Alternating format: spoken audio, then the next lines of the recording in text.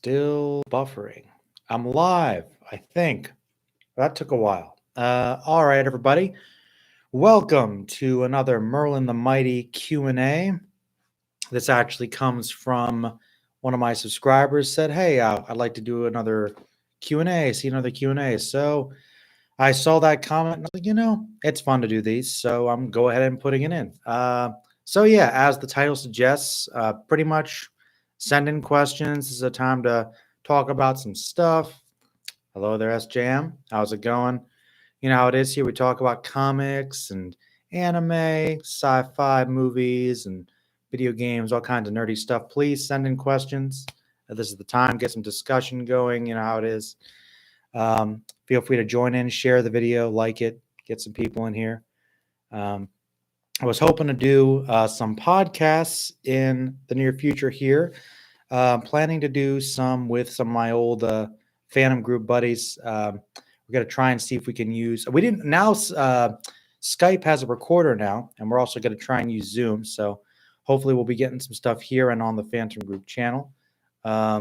Hero is actually in the chat as well, so we're probably gonna see him in a podcast on this channel again soon. So how's it going, Hero? Let's see. Season 3 of Star Trek Next Generation. Hero's been into Star Trek lately. How's that been going, Hero? You're on season 3, so you're where Next Gen starts getting good. The first season of Next Gen is considered pretty rough.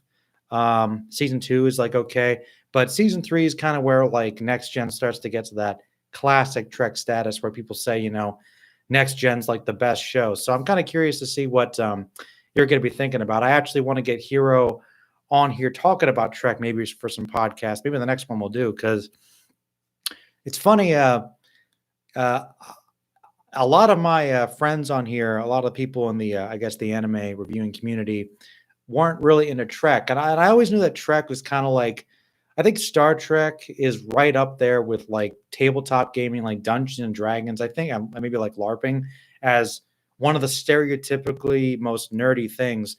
I think that a lot of other things that's changed a bit, but yeah, it's kind of interesting. I know that Hero's been getting into Trek, and I think Zorro Fanboy told me a little while ago he was watching Trek. So it's funny.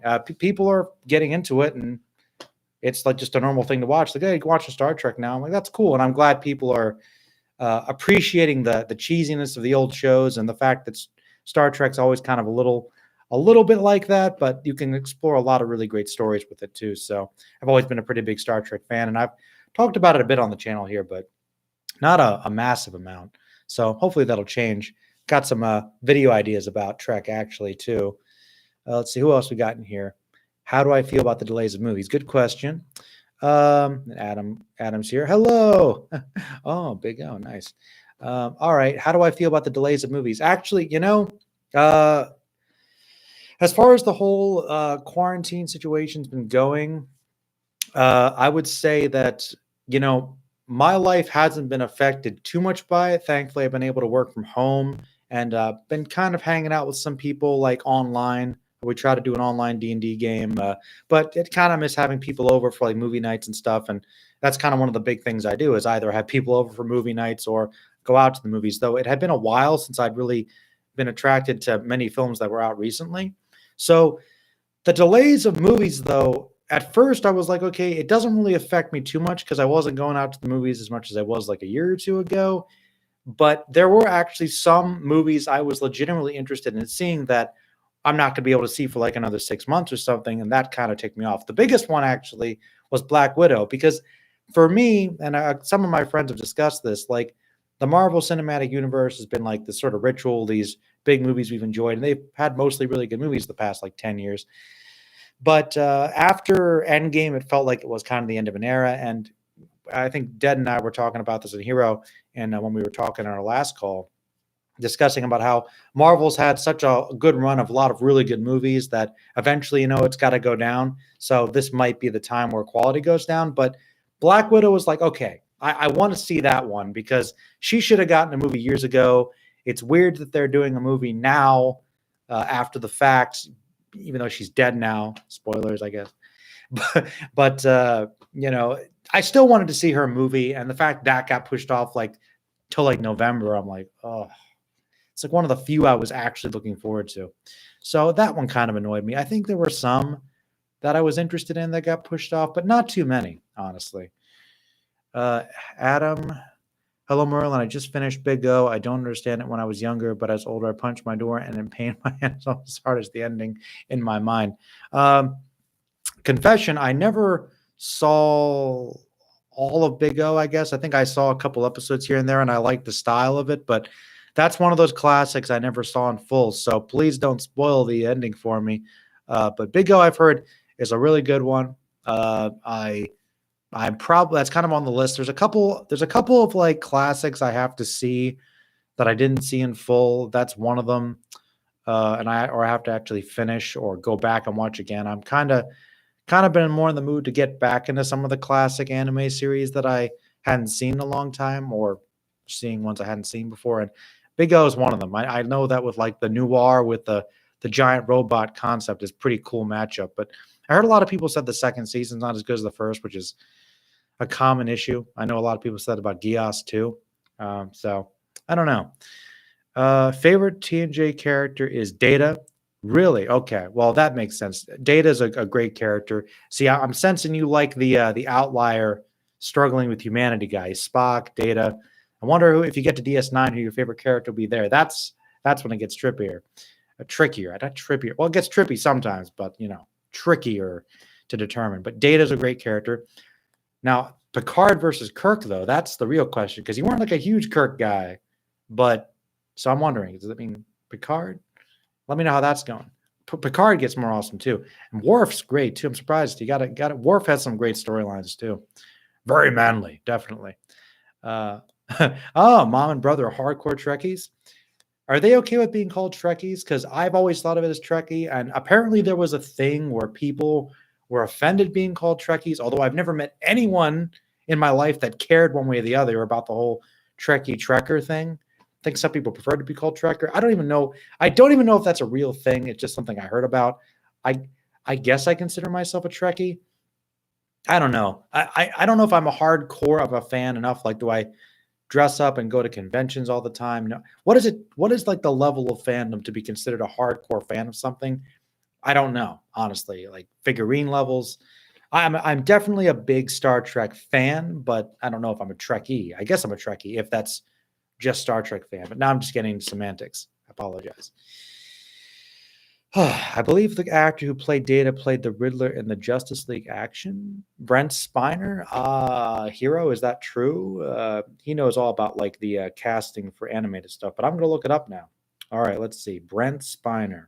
Wouldn't surprise me because he gets around. Brent Spiner. He was also in Independence Day. He was the scientist guy that was looking at the aliens, had big long hair. Let's see. Was he in a Justice League cartoon? Let's see if you're right. Justice League action, which apparently is over. I thought it was like a new thing, but it's done. So, yep, you are right. He did play the Riddler in Justice League action in the episode Enigma Consulting Detective. So, yeah, Data is the Riddler. So, how about that? It's awesome. I could see that. He can be maniacal. It's one thing about Brent Spiner. You get to see as he plays Data, he plays a lot of different characters within the Data character. There's a couple really good episodes. Pac-Man fan, hello. Have you played Splatoon and sequel Splatoon 2 and the Octo expansion pack? No, I do not know what Splatoon is. I'm going to look it up now, and hopefully I won't regret it. Splatoon.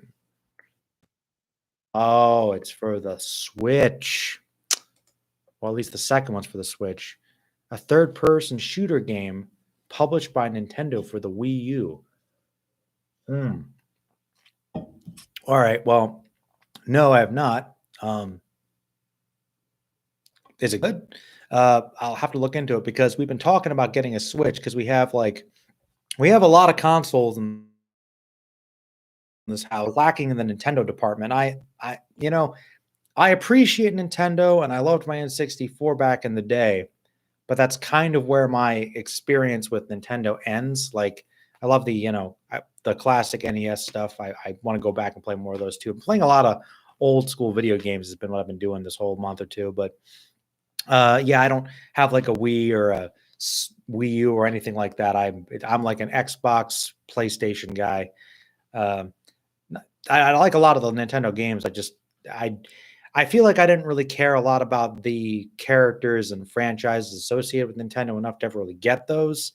Like I was never hardcore into Zelda or Mario enough. I tend to like a lot of titles that are just on other consoles, whether they're exclusive or not. But that's pretty much just how the cards fell. I feel like if I'd ended up with more Nintendo stuff, maybe I would care more. But no, I've never played Splatoon or Splatoon 2. How would you feel about a Gargoyles reboot of the Disney cartoon? Like a animated reboot, a live action reboot, a movie reboot? If it was animated, uh, you know, we were talking about this recently too, I think, in a conversation. I feel like Gargoyles is kind of like Firefly because, and this is something I've had a hard time accepting.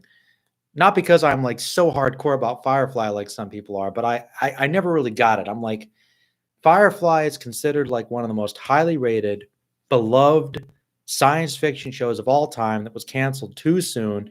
Everybody knows this. Everybody's been demanding for the show to get, more of anything in the future, and nothing ever happened except for the movie, which I liked. But that was pretty much it. And even though there's this huge fan, I remember going to a convention and the whole place was filled out with the Firefly panel. I'm like, there's so many fans. But that's the thing. Gargoyles is probably a lot like Firefly. There is a very small, devoted fan base that loves it, but it's not enough people to justify, I guess, making more stuff for the studios and whatever to make more money off of it. It's a hard thing to accept, but I think that's the case with Gargoyles. I mean, because Gargoyles, it's like it just had that one show. Maybe there were some spin-off games or comics, but like there was the cartoon. People loved it when it was on. People still talk about it. Not enough to justify anything with it. I would love for Gargoyles to get like a gritty, dark reboot or something. I feel like it's coming. I feel like Disney will make some little thing on Disney Plus or whatever. I with everything catering to more niche specified audiences now, I feel like do like a poll or something. I'm sure that if they can prove it that enough people will buy or pay for some Gargoyles stuff, they'll get it. But for me, I loved Gargoyles. Gargoyles is one of those shows that I watched when I was a kid sporadically and knew I liked it, but didn't watch enough of it. There's a lot of shows like that that I grew up when I was really young. I'm like, I know I liked it, but I need to go watch the whole thing. And then I started watching it again like a while back, and as an adult, and I was like, this show actually holds up pretty well as an adult watching it too. It's pretty dark. It's a really good show, and I understand why people like it, but I'm surprised that it hasn't gotten more expanded upon since then. So I think it would be really cool. I just would wonder, and I know that people really. I remember when Disney Plus came out, a lot of people were like, "Oh, I can watch Gargoyles again." Like people like it, so I don't know why they're. I don't know. I really don't know. Would you like one? I'm guessing you would. Um, Speaking of Xbox, have you played BioShock? All right. Yes, I have played the first BioShock, and this has been my whole video game thing lately. I've got this list of games that I never beat or haven't played in a long time or never played at all that I got to get to. I have played some BioShock. I remember back in the day, like I don't know, 10 years ago or something, people are like, "Oh man, BioShock, one of the best games ever." And I like first person shooters, especially back then. That was like one of the primary games that I played, and it was kind of sci-fi, dystopian, like horror. It would have been my sort of thing. You'd think it's an example of something people would have thought that I would have liked. I played it, and I'm like, I'm not really into it. I don't know why. I want to go back and give Bioshock a try again, and if I like it, I will play the other ones. But I played a little bit of the first one. I want to give it another shot. So, do you think it's worth me going back and playing those again? I heard the third one gets weird with like time travel, and I've heard a lot of people say Bioshock Infinite's like great, strange, but be totally into that. But I need to go back and play Bioshock again. Also, remember playing Dishonored a couple years back, and I thought that one was actually kind of interesting too. Let me see. Uh, the new MK. Oh, the Mortal Kombat animated movie. Yes, I actually saw I think it was Hero who actually showed us a trailer for the Mortal Kombat animated movie. Looks pretty cool. It basically looks like just a remake of the 90s movie. And, I still think, even with Sonic out, I still say that the Mortal Kombat movie we got in the 90s is one of the best video game movies ever, which I know isn't saying a lot because most of them are terrible. But still, I think it was a good standard. I'm like, okay, it can be done. It can be entertaining and good and fine. So we have Sonic now, which is pretty good. Happy to say that. But the animated movie, I'll probably check it out, actually. I kind of want to watch the '90s one again. That's probably going to be a Joe Loves Movies coming up. I have a kick. I'm going to do Ninja Turtles next, but I'm kind of pausing on those because I like to use footage when I use Joe Loves Movies to actually show the movie I'm talking about. And for some reason, because everything's run by bots now, nobody's in the offices. They've been blocking all my videos, so I'm going to try and hold off on those a little bit more. I've got some people popping into the chat here. Yeah, feel free to ask more questions about stuff, people. Comic books and anime and movies and games and everything. Whoa. Okay. Thank you. Like it, share it. Got to catch my breath here. Okay. Mortal Kombat. Yes. I'll probably check it out. DB Kakarot disc 35 minutes of content. Oh, DLC 35 minutes content. Yeah, I hate DLCs. I don't. I usually don't dabble in things when they're a bit newer. I tend to kind of go after the games because there's a lot of classics I want to catch up on, and I never really feel like paying full price for a game. I guess that means I'm not that hardcore. So I actually did want to play DBZ Kakarot. It's one of those things will be on my wish list, but I actually want to still play Fighters when that came out. That game looked really awesome, and I actually kind of liked the 2D element and all the different little meta jokes. It seemed like a fun game to me. Kakarot looks fun, and I like the fact they're bringing more RPG elements, kind of like with Xenoverse. But it still seems like just kind of redoing a lot of the same stuff they've done with all those Dragon Ball Z games. So you're saying the DLC wasn't worth that much. Yeah, I usually end up getting things when they're bundled in later as things go along. But yeah, that kind of sucks, man. 35 minutes of content for a DLC. How much did you pay for it? Would you like for Alphonse from Fullmetal Alchemist to be a Mortal Kombat game as one of Shao Kahn's trusted commanders? You're saying if in Mortal Kombat, what I like Alphonse is like a DLC bonus character. Oh yeah, getting Fullmetal. All right, I didn't play that Shonen Jump game, Jump Force. Was there any Fullmetal Alchemist characters in there? Probably not. But like, I don't know if they make a Fullmetal Alchemist fighting game. I know there were a couple games. I actually want to try and maybe review those for the channel if I can track them down. I'll have to get my PS2 out. But yeah. If there was a Fullmetal Alchemist fighting game, that would be awesome. I don't know if that's going to happen, but that would be great. They made that. But yeah, Mortal Kombat. They said Alphonse Elric was a playable character. Yeah, I don't know why he'd be working for Shao Kahn. Be one of the good guys, but that would be awesome. Yeah, of course I'd want that. Who wouldn't want that? That'd be great. I think some of the homunculi being in there with their fatalities, that'd probably be really awesome stuff. You're happy about Streets of Rage return? I like Streets of Rage. It's getting a new game. First I've heard of that. Sure. Cool. Streets of Rage. I enjoy Streets of Rage. Tough game. I enjoy Contra too. Also tough. All those things are tough, man. Yeah, Marvel did a comic series of gargoyles with show's creator years ago. I figured. I knew they did a comic. It's just about everything has been made into a comic, which is one reason comics are great. I guess I want to say they were cheap to produce, but I don't know. They were a very popular form of media. And yeah, pretty much everything has a comic book. A lot of good Star Trek comics, by the way, Hero. If you want to check some out, there's some good ones. A lot of those. Yeah. Skip the third game. Infinite? You didn't like Infinite? Okay. Sucks that fighting games have hard time being relevant when people love superheroes. You mean like DC versus Mortal Kombat? Or do you mean like superhero video games are more popular? I think people like fighting games. I know a couple people that have been like, since Mortal Kombat came out, people are like, oh man, it looks awesome. So I think people still like fighting games and think they're relevant. From what I've seen.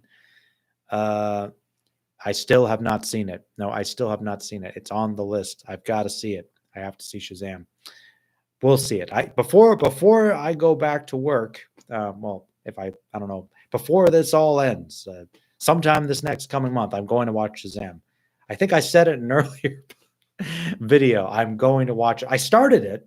I liked what I started, but I ended up watching Sonic instead, and I just was like, yeah. So, but yeah, I think I was planning on watching Shazam with Dan actually, but he never was able to come over. So, yeah, that was a while ago. Yeah, I need to get on that. There's no excuse for that. You should do the sequel on Joe Loves Movies too for Mortal Kombat 2. Oh no, Mortal Kombat Annihilation. That would have to be a different movie. I've been thinking about this. Okay, this is a thing. Joe Loves Movies is a thing I'm still going to keep doing, but I've thought about doing Joe Loves bad movies or like a guilty pleasure thing because there's a bunch of movies that I kind of love because they're bad, and Mortal Kombat Annihilation is it's up there. I think Mortal Kombat is like one of the best video game movies, and somehow the sequel is just one of the best bad movies of all time. Like it's horrible. It's horrible. Mother, you're alive. Too bad you will die.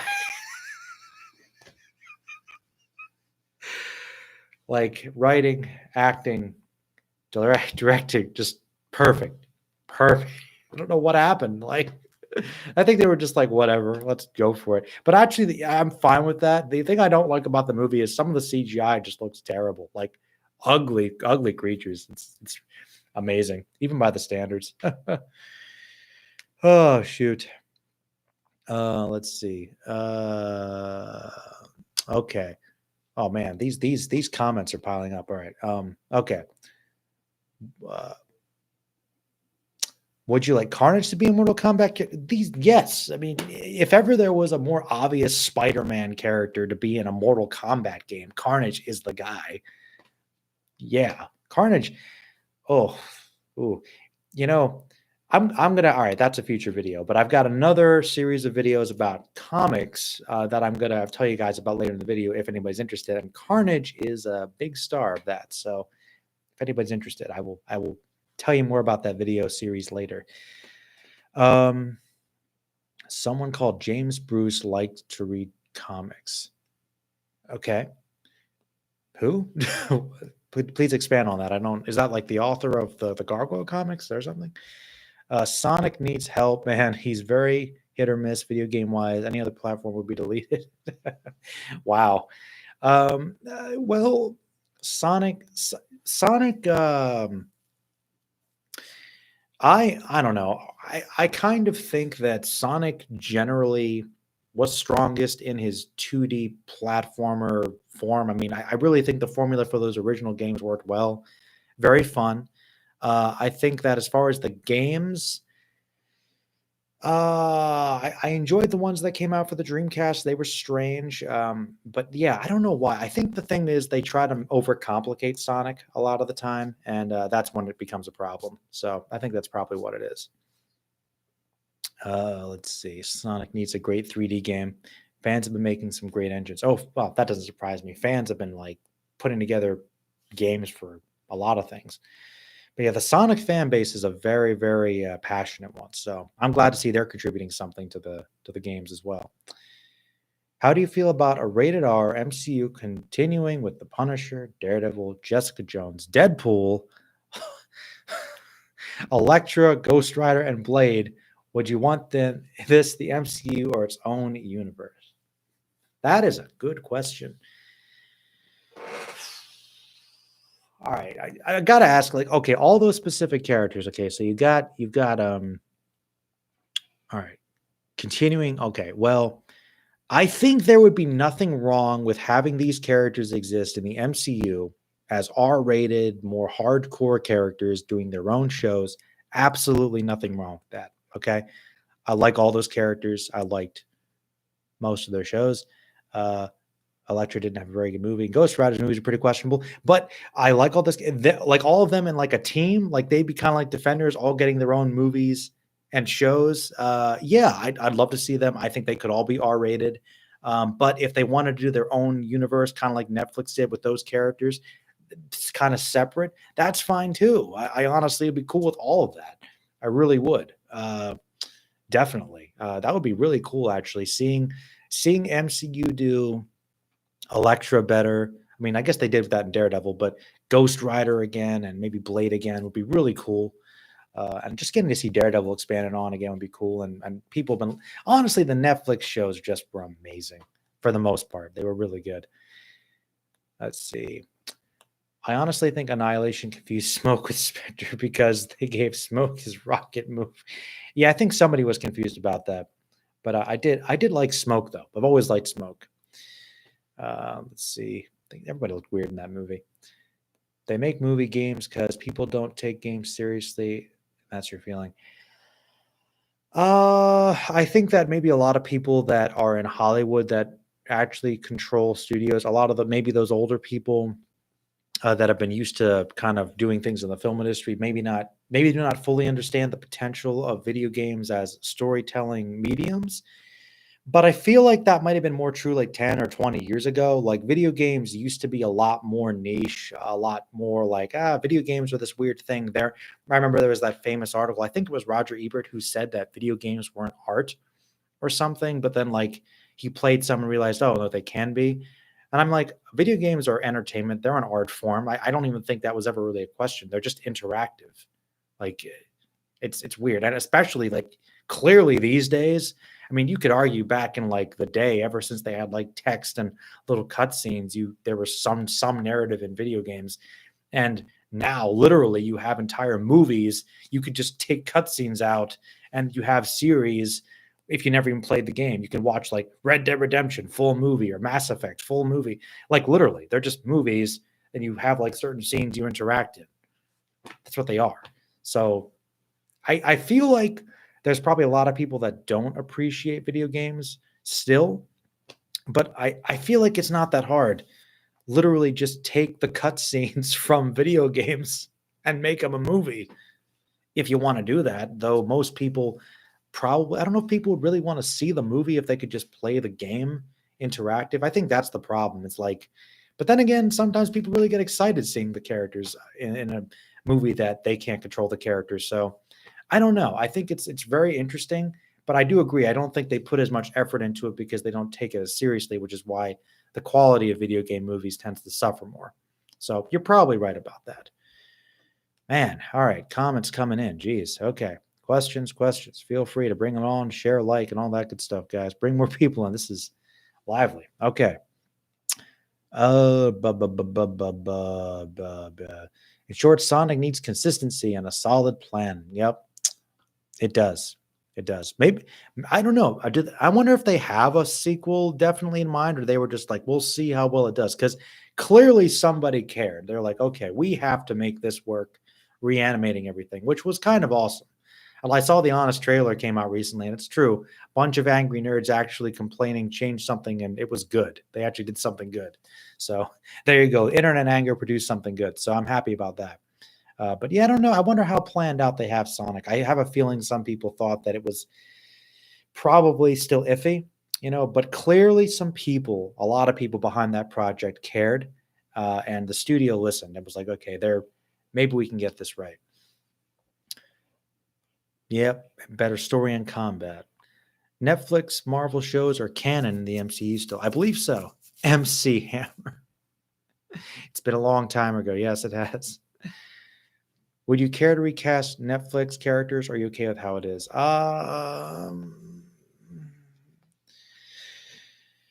I would be okay with recasting if they needed to, but I think everybody at this point is still young and they were still pretty good at the role. And if they still wanted to, with the right directors and actors and producers and everything, I think they could still make good stories with them. The only person I would be okay with them recasting is Iron Fist because I think the character probably being Asian would have been, I think, that would have been more true to the idea of the heritage of the character's backstory. And I honestly thought Iron Fist was probably the weakest of the shows. I didn't get super into Punisher, but Iron Fist was just like really cheesy. Like I never like I remember I thought like Daredevil was really good. Daredevil was really, really good. Jessica Jones was really good too.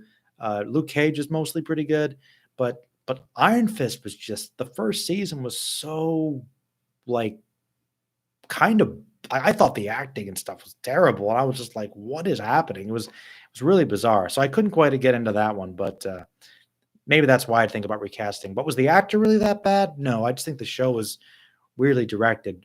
Didn't it seemed like a very different tone than the darker, grittier other ones, so it threw me off. Um, let's see. Venom should have his own show with Carnage as the occasional antagonist.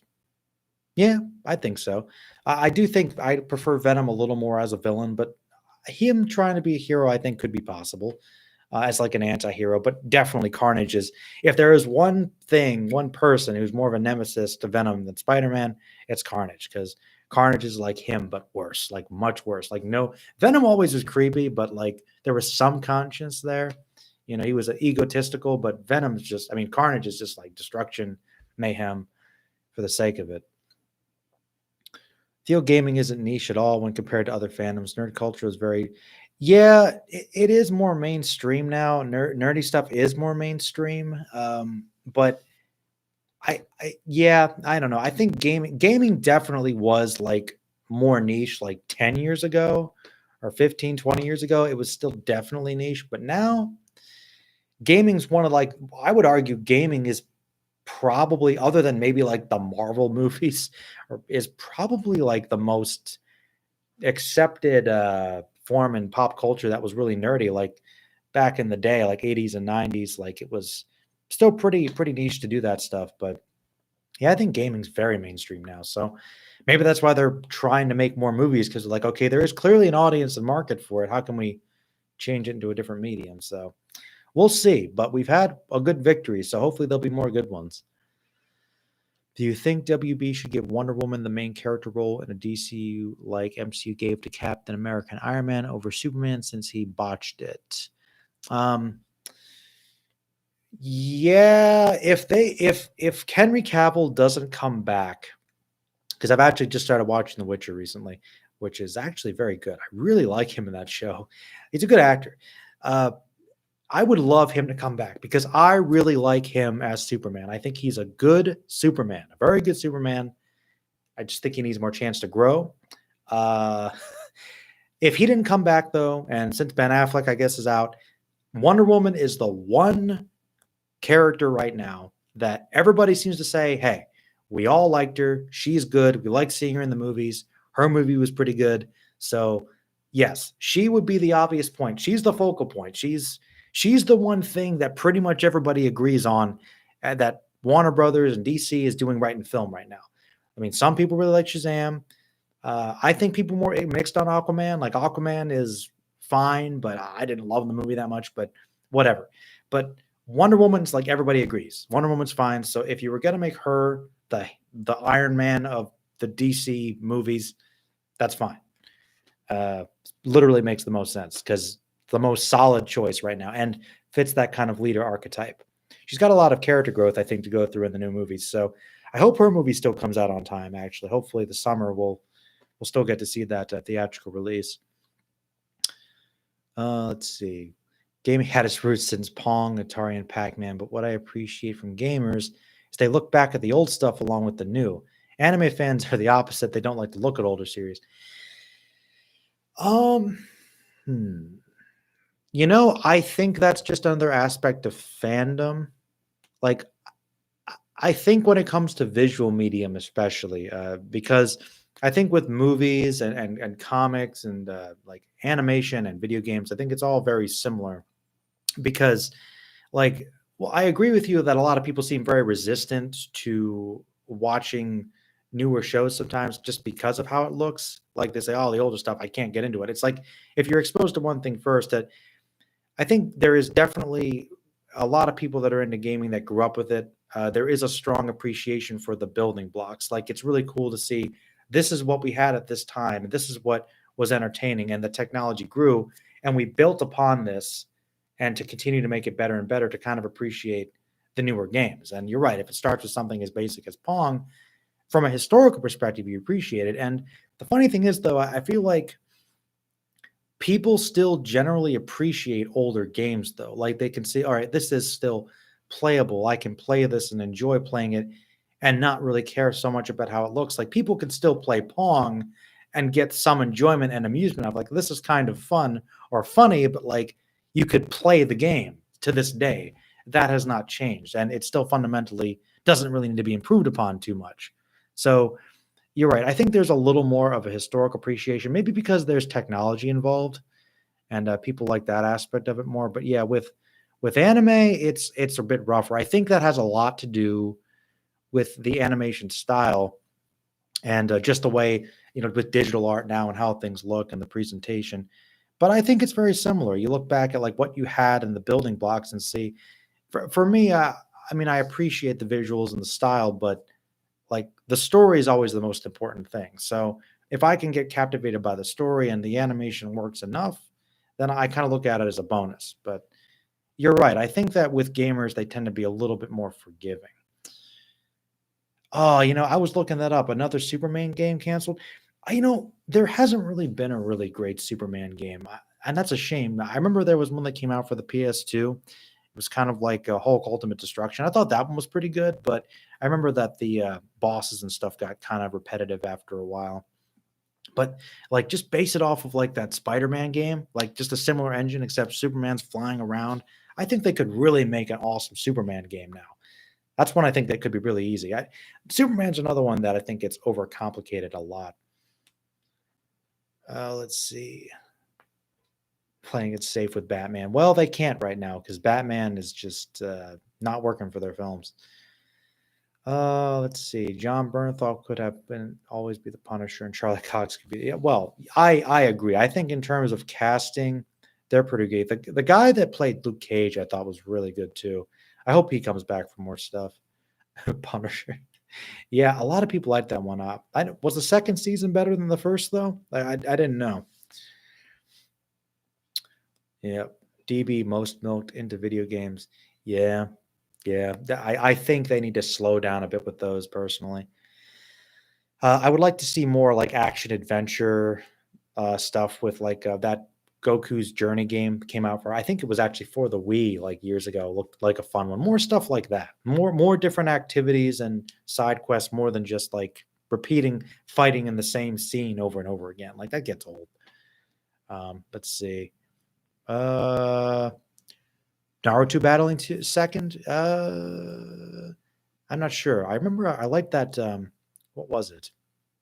There was a fighting game for Naruto that came out back in the day that I enjoyed, but I completely forget it was called now. It was somebody tell me in the comments. It was forget what it's called. I'm blanking on it. DB never comes out with full story, just DBZ. Oh, you mean like in a fighting? You know what? That would be nice. I think that I feel like some games have tackled that, but like the same way like the Budokai Tenkaichi games did, but in the Dragon Ball section, like when Goku was a kid, like Red Ribbon Army and Piccolo, that would be cool. Like have one of those games, but go through the early chapters. I'd play that. I'm actually more interested in the early Dragon Ball stuff for the story elements in a lot of ways. Anyway, it's just I think the DBZ portion is so played out because it's so popular, but it's like, let's stop. We have played the same scenes in the anime how many times? Like, don't get me wrong, I get it. The appeal of like, yeah, I get to play in the anime, but like it's like literally the games don't even look that different. We're playing the same games we did back in 2005. They're really not that different. They don't even look that different. They haven't improved that much. It's still the same cell shaded versions. But yeah, like early stuff with Goku, that would be cool. They should do that. That would be cool. That would be something a little different at least. And then they'll make 20 more of those. Heck, I wonder if they do a GT one, how well that would sell. I guess eventually they can do Super Arc stuff. I mean, I wonder how long the tournament levels would be. Do you think a live action Yu Hakusho movie can work?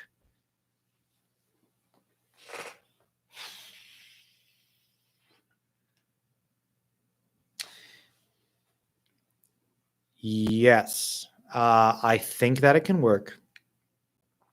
I think Hakusho is one that you'd have to be careful with because it's kind of on the line. All right. The reason I say it can work is because I thought the Bleach movie was actually all right. I think if you go too fantastical and you rely too much on effects that you can't afford, that's gonna kill it. And obviously, you can't rush things and you can't combine things.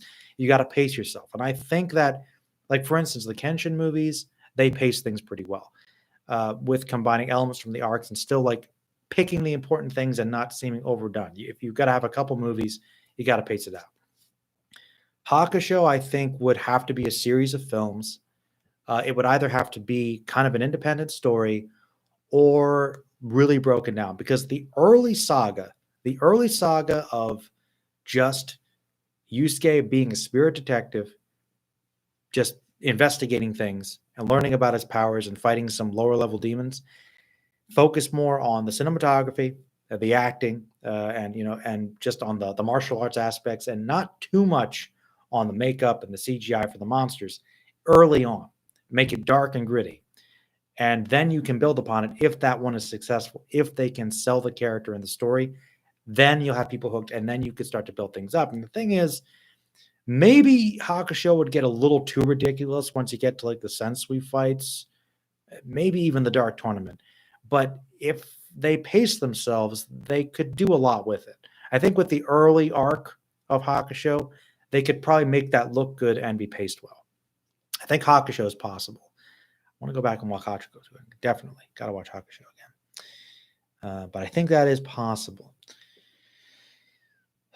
Last of Us 2 leaks. I didn't hear about it.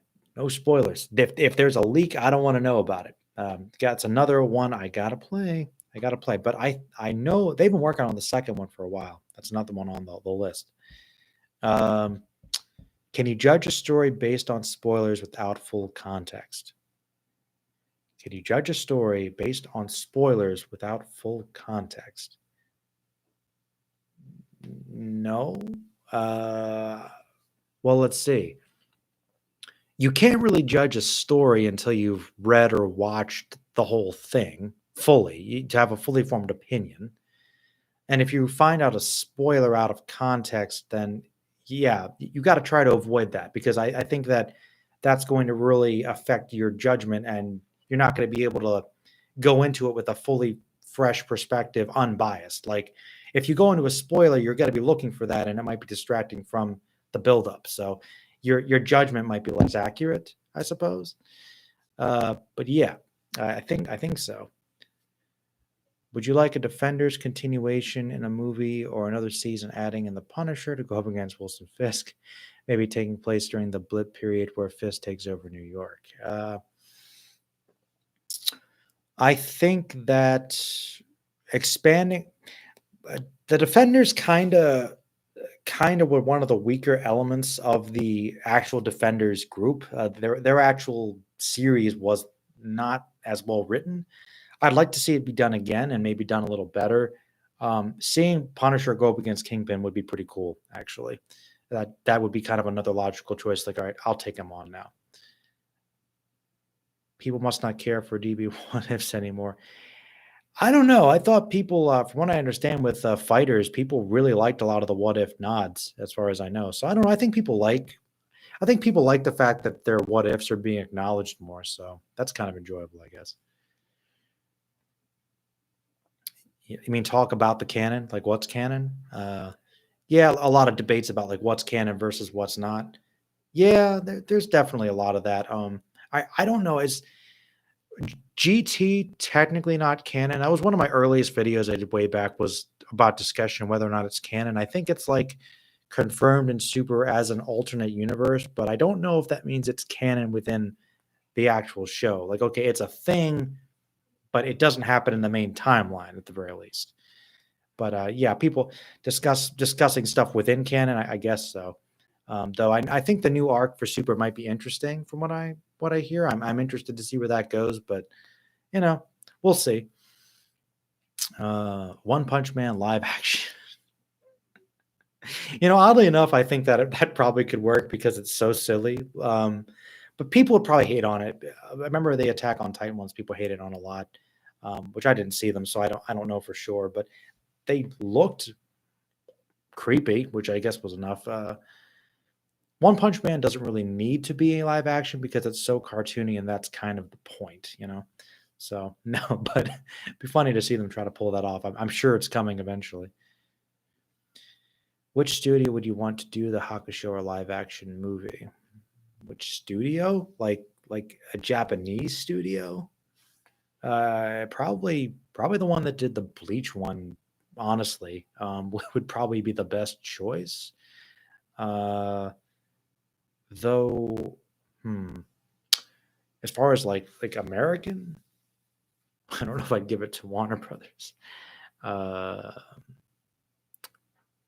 I don't know actually. I would have said I don't know if I would have said Fox. Fox is pretty questionable.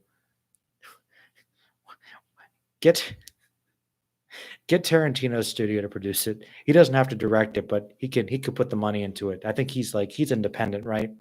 I feel like he could produce it and be like, make sure it's done well. I know he likes anime. Maybe he'd at least care that it was done right, even if he doesn't know much about the show. Uh, you want Guillermo del Toro to make movies for Devilman and Mazinger Z? Ooh, with his visual style, with his appreciation for really good prosthetics and stuff. Yeah, Guillermo del Toro. Now that guy, that's a brilliant filmmaker right there. Absolutely. I got to watch Pan's Labyrinth again. Really good movie. I would have liked to have seen his Hobbit movies. I'm kind of curious to see what they would have been like, but we'll never get those now. Um, kind of feel like his design for the creatures was part of it, the goblins and stuff. More Devilman is needed. More Devilman should probably be explored in other shows, but the show that with Crybaby, I think is fine the way it is. I think it said what it needed to say, and you don't need to expand anymore on that. But I think Hero would definitely agree. There's more room for Devilman stuff in the world. How would you continue the Defenders and Punisher story in the MCU coming off from their shows from the blip period all the way to Phase 4? Ooh, well, I would acknowledge the fact that that stuff happened and people disappeared, because that's one of the annoying things about those shows is they don't acknowledge the stuff that happens in the movies, even though it does. They're like, oh yeah, there's a vague reference.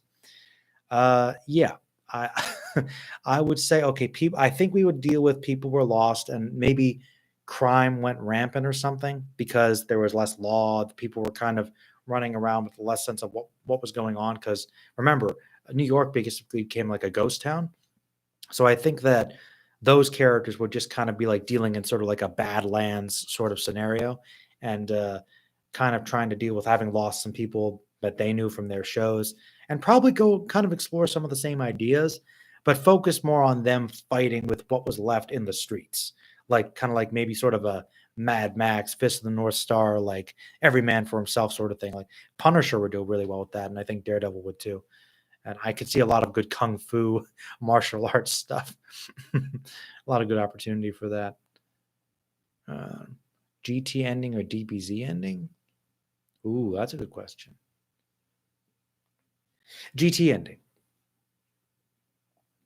Even though GT has its problems, I never liked the ending of DBZ, where he's like, "Oh yeah, I'm just gonna abandon my family again and go train this kid that I just met, who was Majin Buu like a second ago." I mean, I guess it's a great idea about redemption, but like, yeah, I guess that's great for Goku, but the rest of his family, like, yeah, I'm going to leave again.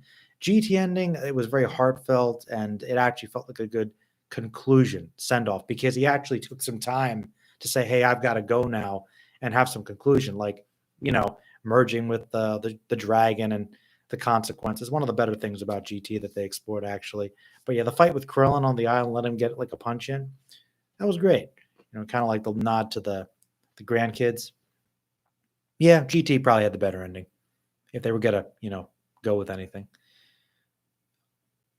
Oh yeah, yeah. American studio. You know what? I feel like I should give you a better answer for that one. I can't really think very clearly. Let's see.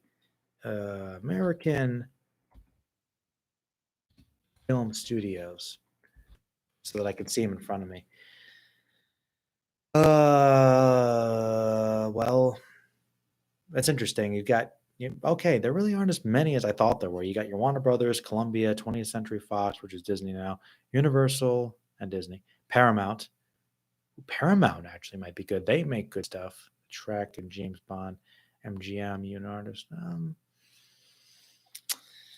Yeah, Universal makes good stuff. I would say if it wasn't going to be independently produced, I would honestly say probably Paramount. Actually, I think they do pretty good stuff overall. Uh, the first one or the remake for Seven actually, because that I feel like that's a question that could be for either one. I think it was obviously revolutionary for the graphics at the time, as opposed to six, because it was like the first for the PlayStation. So I think so in terms of that, but in terms of the story and the combat and stuff, I think it's actually pretty similar to a lot of the previous games before that. And I think this new one is kind of streamlining some of the action elements that were used in 15 to make it more accessible for other people. It's more of like an action RPG, which, if you don't like turn-based combat, but it's not really revolutionary. Like I think we've seen it before. It's just very good for the particular franchise. So for both, yeah. But I've been enjoying it lately from what I've seen. I like the original for Final Fantasy VII as well. Any chance we'll see some Castlevania coming to this channel? The anime? Or the game.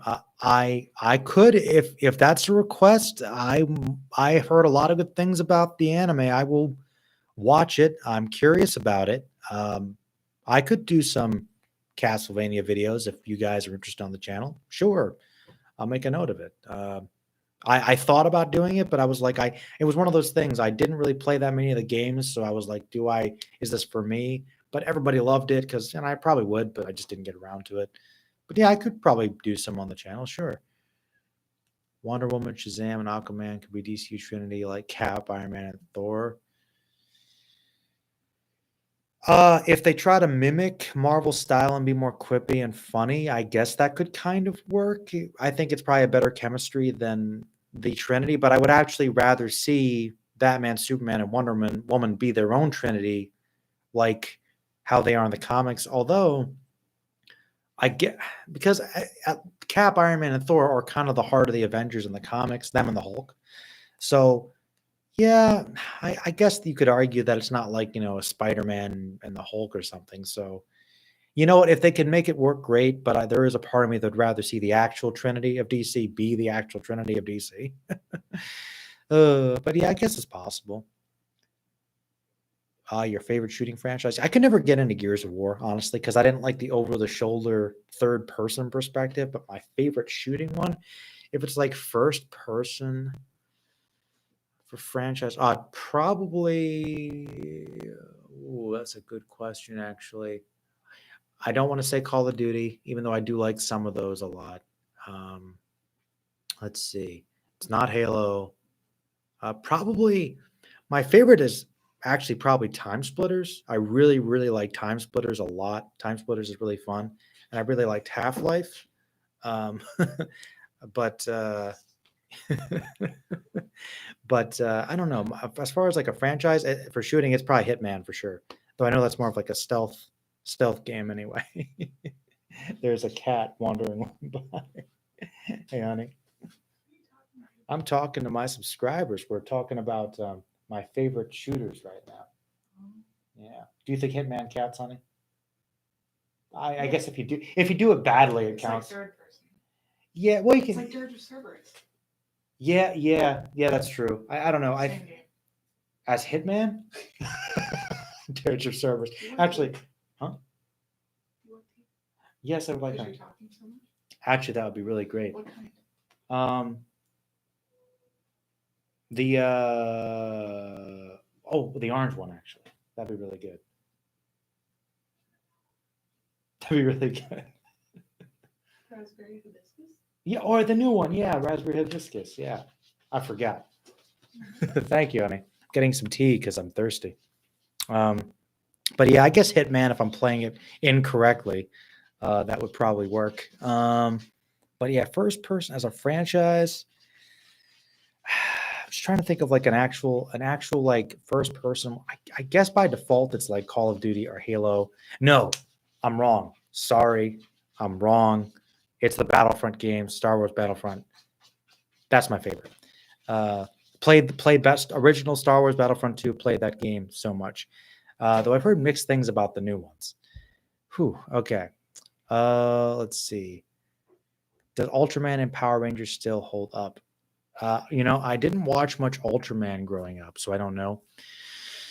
But Power Rangers holding up is a legitimate question.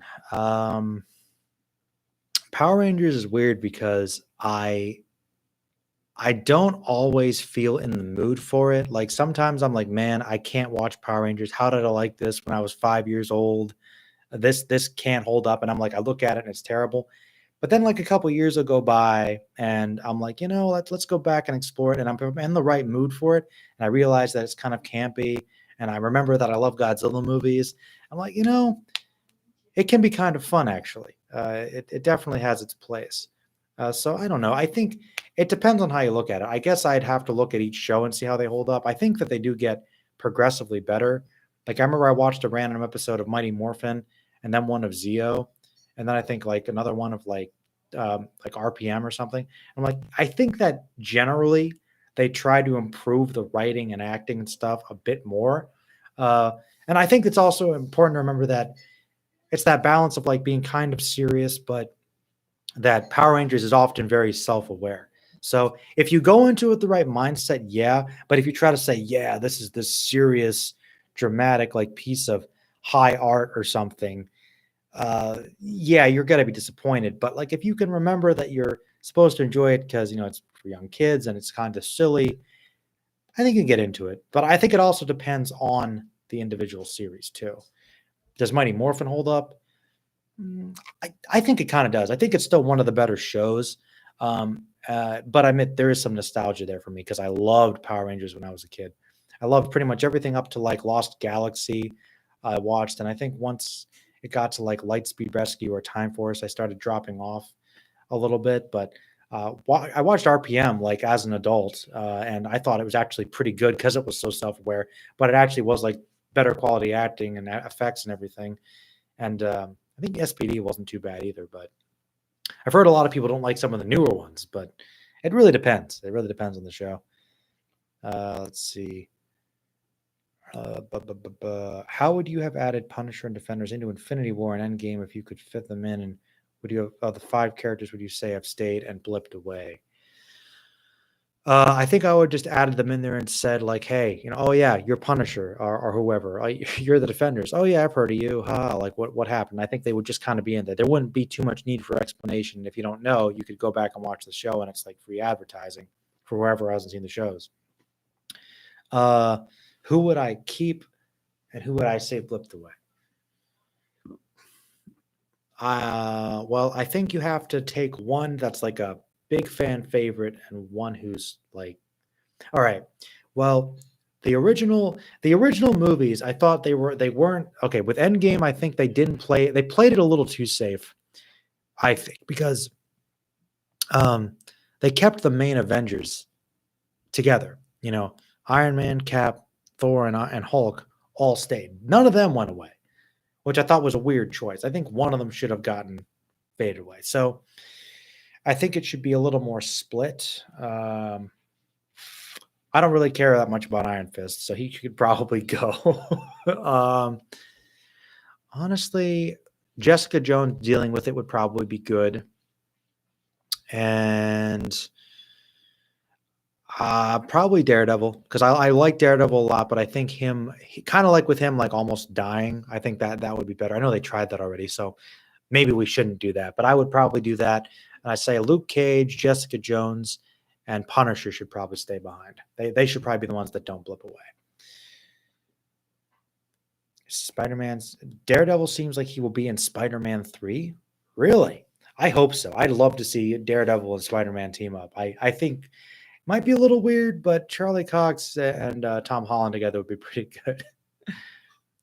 Giant Fist would be the only one flipped away. I mean, dang.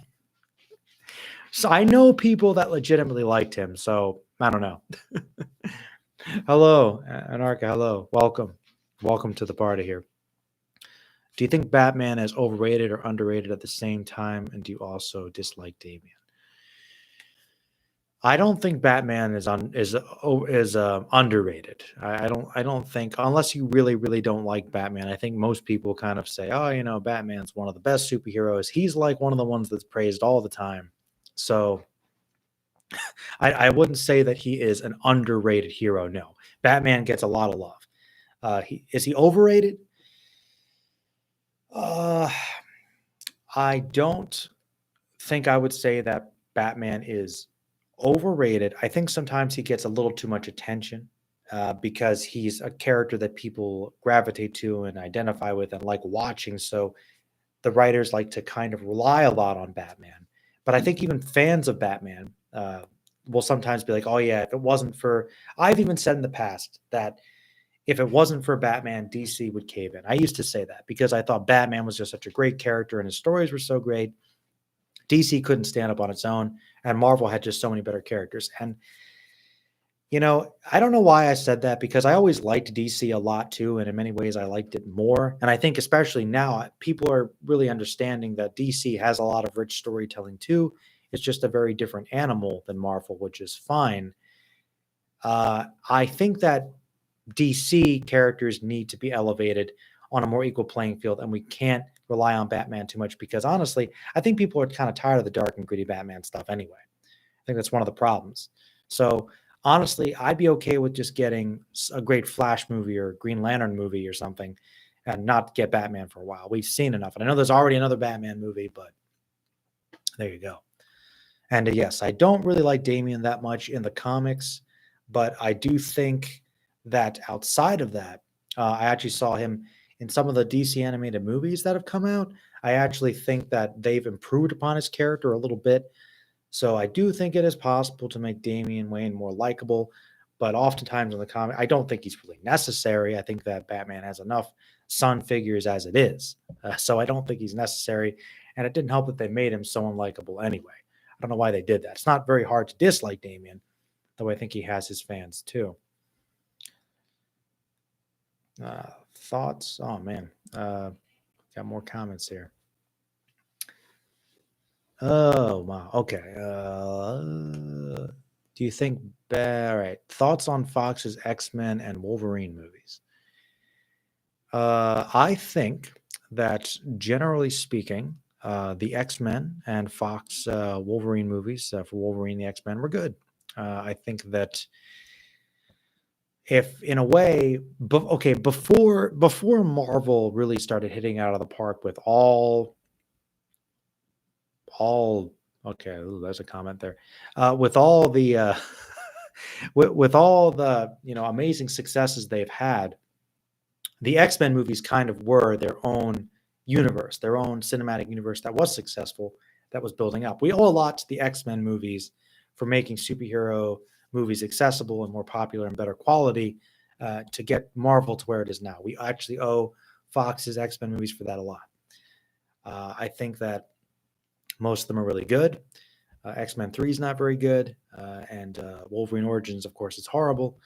Though I think those movies too might be kind of fun in retrospect. I don't think they're like the worst movies ever or anything, but compared to some of the really good X-Men movies we've seen, the X-Men movies have done really well overall. I love them, and of course, Logan was great too. So I love the X-Men movies. I actually want to go back and watch them again. X-Men movies are generally very good. You like Samurai Jack content too? Would you like episode reviews, season reviews? Like, what kind of format would you like Castlevania and Samurai Jack? Would anybody else? I mean, I'm fine with that too. I could talk about Samurai Jack as well. I mean, sure. It's kind of one of those things. I'd like it. I appreciate the feedback, but it's kind of good to see like you're going to be the only one watching the video. I guess it doesn't matter. But yeah, I love Samurai Jack. I'll talk about Samurai Jack. I guess I could do I could do that as one of the classic cartoon retrospectives. I'm currently working through Spider-Man now, so I could make Samurai Jack happen if people want to see that. Sure. Isn't X-Men being rebooted again? Yes, Marvel's tackling X-Men, but they've been going strong for like 20 years, so it's actually okay that they're getting a reboot, I think. Especially if they tackle it with a more colorful MCU flair. I think that's one thing I actually am looking forward to. with the original cartoon. I mean, people enjoy original Ninja Turtles, yeah, with or without that, I guess. But yeah, that's good. I'm glad. I'm guessing you like it. The '80s cartoon, I'm guessing. Uh, this person doesn't like Gal Gadot. I don't know how I feel about that. Um, ugh. Yeah. Um, anyway, no mean comments about people, please. Nothing like that. Everybody, as you know, please try to keep it like a safe place. Everybody's here to celebrate the things they love. Let's see. How would I introduce Deadpool into the MCU? He'd just kind of show up. Just be like, "Hey, I'm Deadpool." We'd know. I don't think there'd be a whole introduction. Maybe he'd do a monologue about some convoluted like portal or something like about like oh yeah, the studio had to get me in here because they wanted me to go away, but everybody loves Deadpool, so they got to keep me in the movie. Something along that. It wouldn't be that hard to get Deadpool into those movies.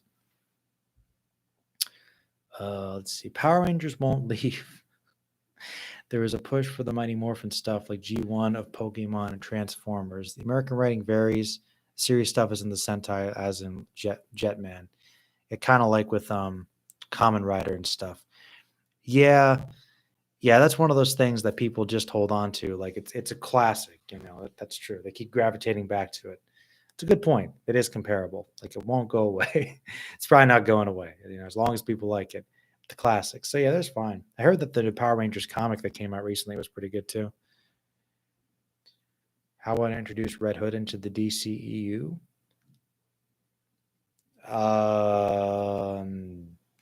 Well, first I'd have to have another Batman movie, and we'd have to introduce Jason Todd again, and we're not going to recast him. We would just do the Red Hood animated movie, but live action. If we even need it, I think that movie's good. That's what we would do. I mean, I guess you could introduce him, but I don't know. That animated movie is so good, though. I don't think it really needs to be made live action, but be redundant. But I would just do that. Try out Jetman. Geez, so many comments. You guys are bringing them in. Man, I can't keep up. Jetman is one of the dark Super Sentai. The villains and most of the heroes are well written. I've never heard of that. Jetman, huh? I guess I'll have to check that out. Jetman. Who should DCEU build up as its Thanos? It should build up Darkseid. It should build up Darkseid. But, that's probably not going to happen because of the comparisons. Oh, man, that's a shame. Oh, man, that's a shame. Darkseid. Oh, man. It's a ripoff. It's Darkseid. Oh, man. You know what, though? If they're not going to do Darkseid,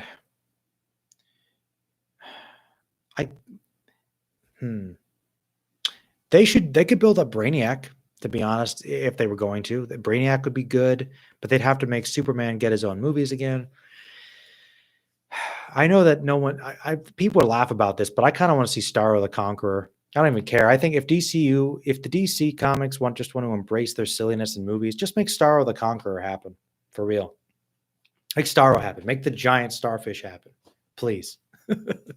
I'd love to see that. That's classic. I mean, you got to have the Justice League together, have them fight Starro. I've seen Starro done well. Giant evil one and little weird parasitic ones. He was actually in a pretty good comic recently. They had to team forces with Starro to stop some horrible cataclysmic thing, and he was great. He was snarky about the whole thing. He's like, he was an evil genius. He was like one of the most intelligent beings. Oh man, that was great. Oh, let's see. Yep, Hero's got the knowledge. He's got all kinds of stuff, man. Falcon has more knowledge. Oh yeah, Takusatsu. Yeah, that's right. Falcon really likes the Godzilla stuff and a lot of the Sentai stuff. Like beyond Godzilla, because I'm pretty big Godzilla fan. Beyond that stuff, I forget what that's specifically called. Like Like I like the giant monsters, and I know Power Rangers stuff, a little bit about the Sentai, but like the giant robot stuff, like Ultraman, it's like there's like a whole section of it that I'm of that element of Japanese media I'm not as familiar with, but I appreciate it. I definitely appreciate it. I could get more into it. I don't like Batman on the Justice League. He's a city level. Keep him grounded. Yeah, I think they could keep him separate. Honestly, I think that would be the better way to go. They could keep him separate and let the Justice League deal with the bigger stuff. I think keep Batman as his own separate thing. He could be, and it would be fine. He has been thus far. I think they get too distracted having him in the team. Yeah, I haven't seen Falcon in a while. I think he is still doing videos. I check him out sometime. I think he's doing like anime he loves or something. So yeah, Mr. Falcon Punch 996. He's still making videos. Feel free to check out his channel. He makes pretty good stuff. He's the recommendation master. Number one Dorohedoro fanboy, and I think if there's an anime out now, he's probably really happy. Anybody seen that? Is that any good? I wouldn't mind checking that out. Add it to the growing list of things I have to watch and everything else. Let's see. Favorite DC character and Marvel character. We're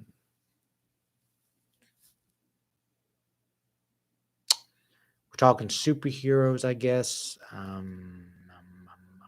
This is hard, man. It changes sometimes.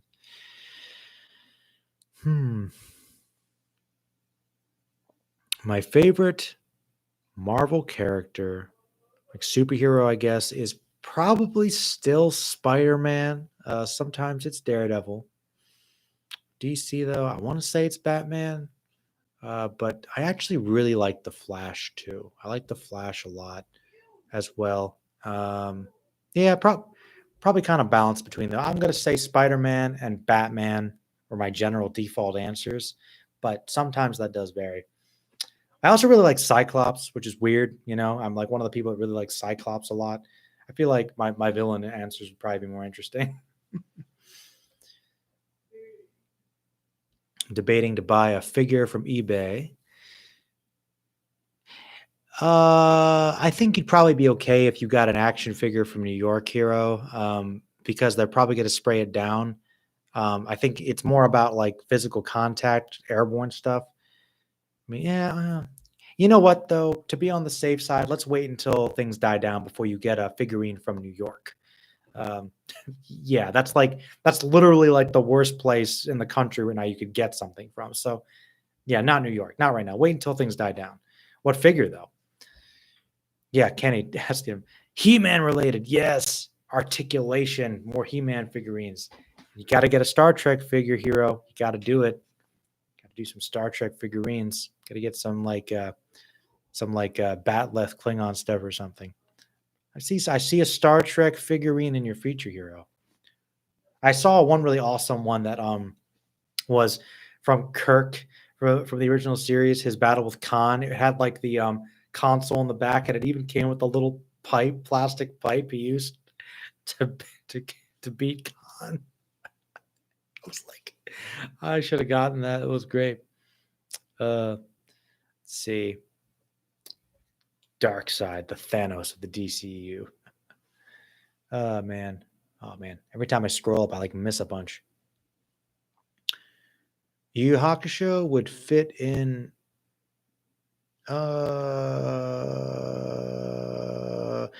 I think DC does the fantasy, magic, supernatural stuff a little bit better than Marvel does. Marvel's a little bit more of a grounded sci-fi stuff. I mean, DC does a lot of great sci-fi stuff too, but I mean, Marvel, especially lately, Marvel's always been a little more like grounded in like the science of now and technology. So I think with the Spirit Detective, Batman deals with a lot of like Zatanna and Jason Blood and those people.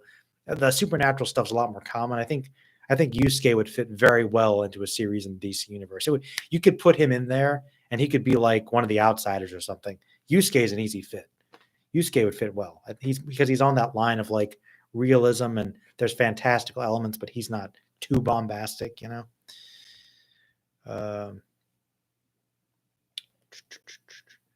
DBs. Which one would DBs he fit better into?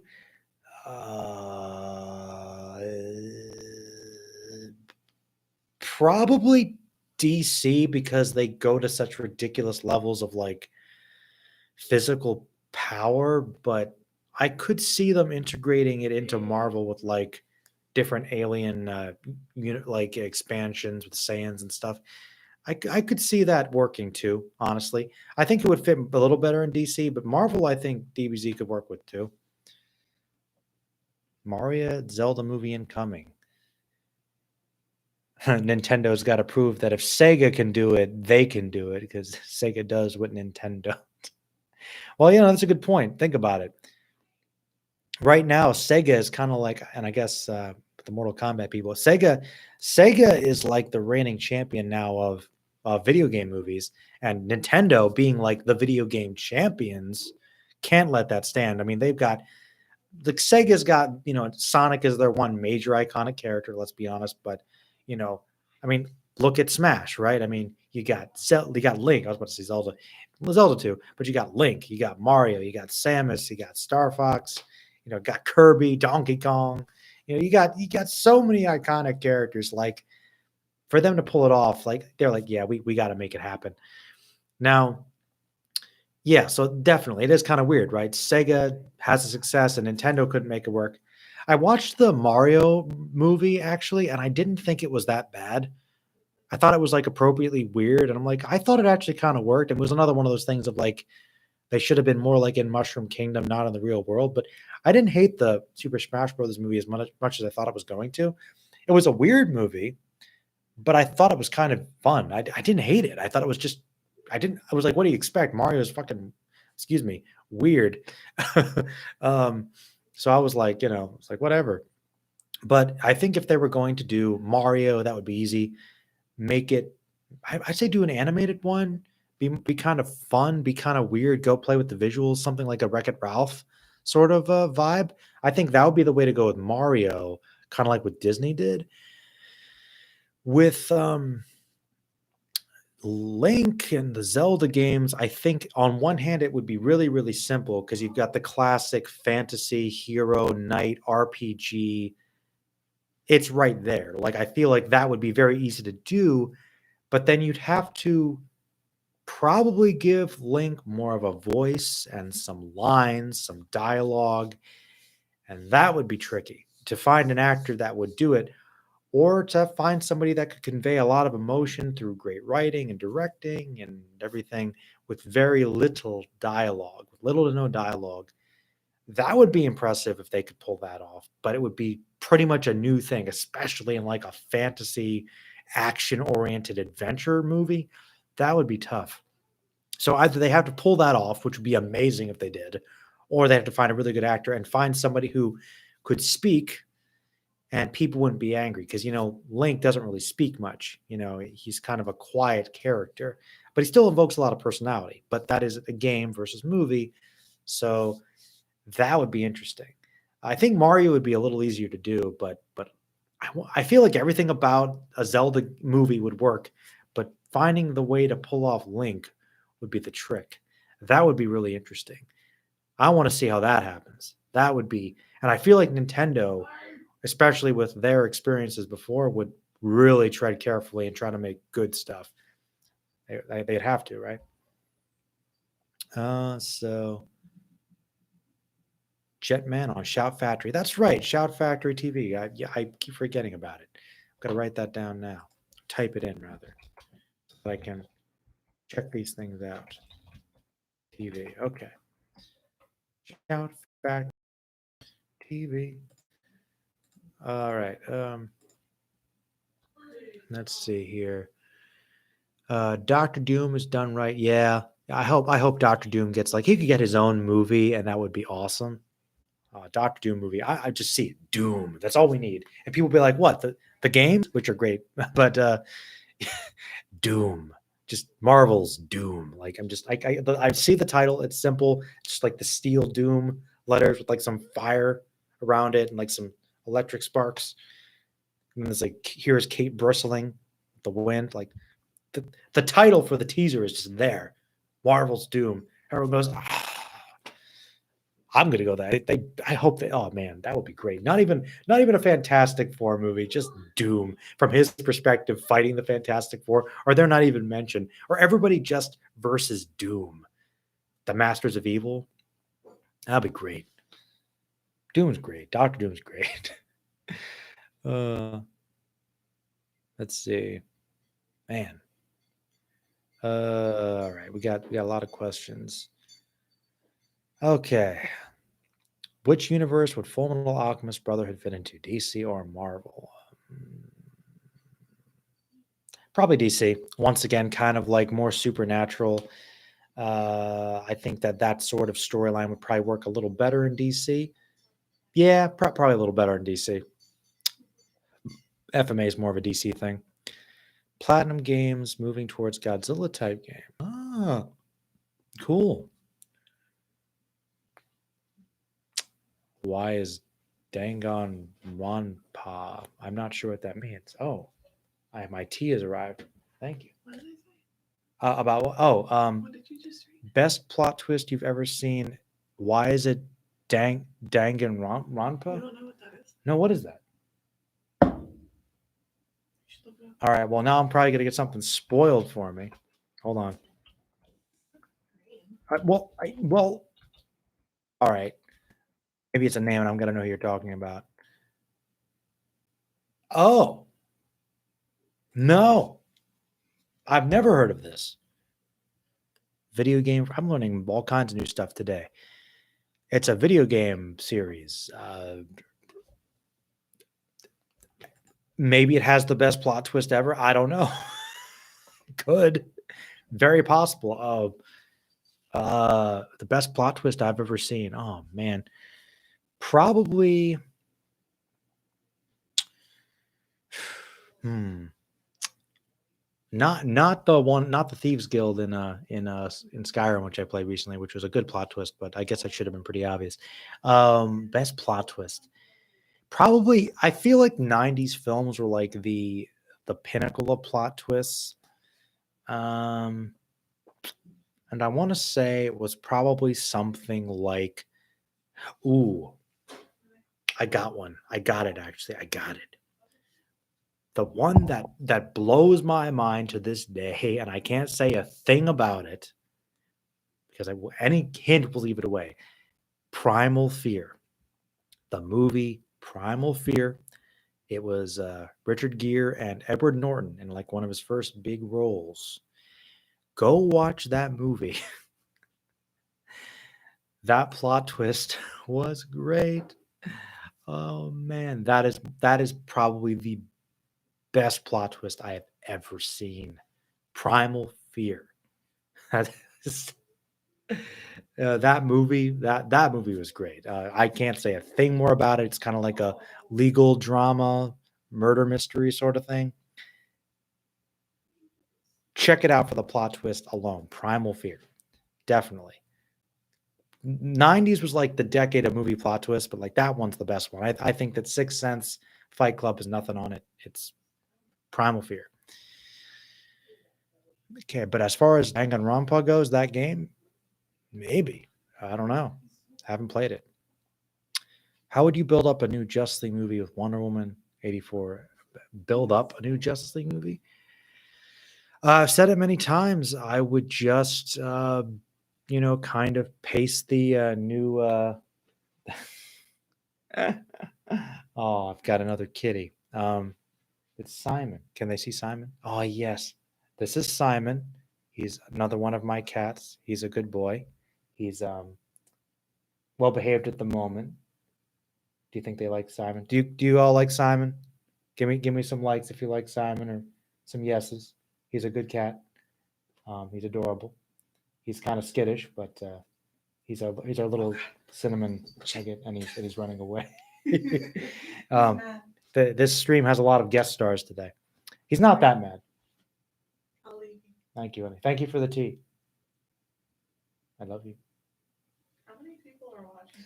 Right now, I have 7 people watching me. They actually respond. Yes, she's giving me a hard time.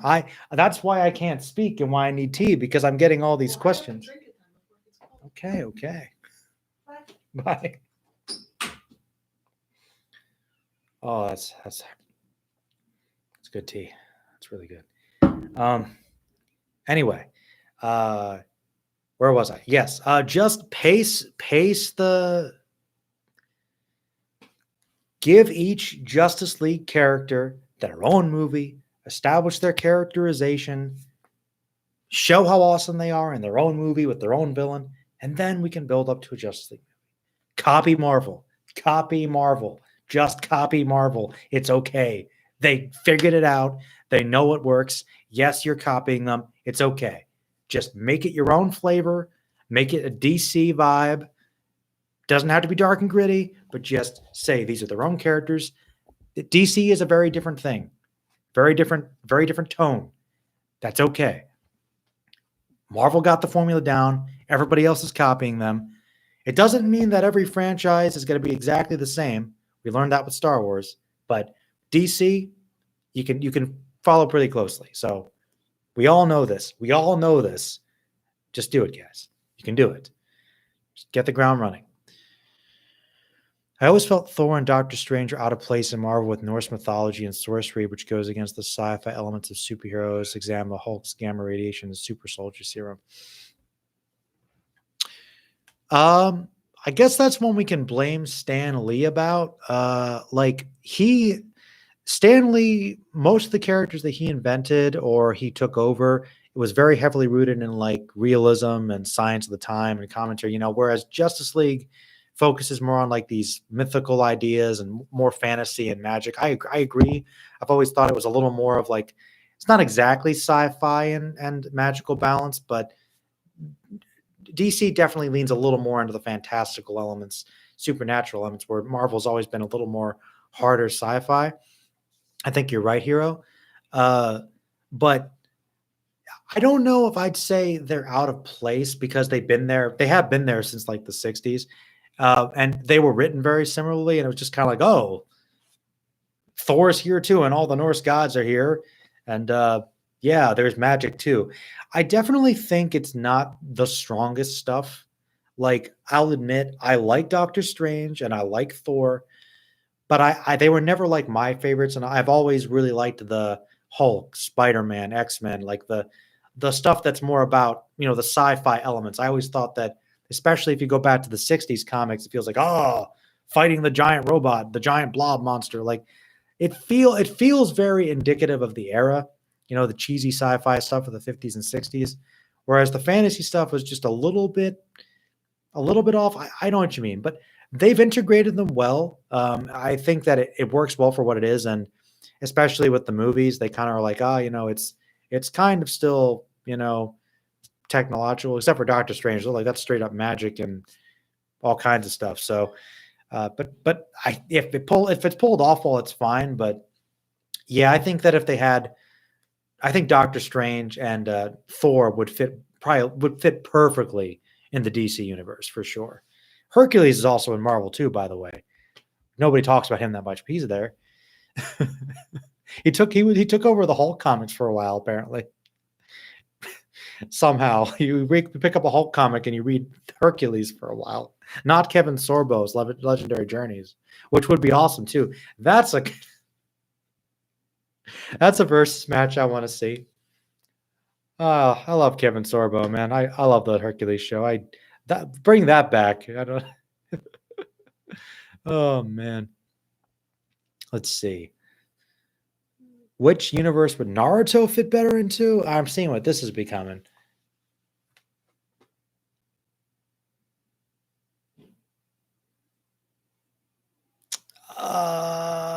He could fit into DC well too. I feel like because a lot of the shonen and anime are more like magical and fantastical. I feel like they're gonna typically be more DC oriented.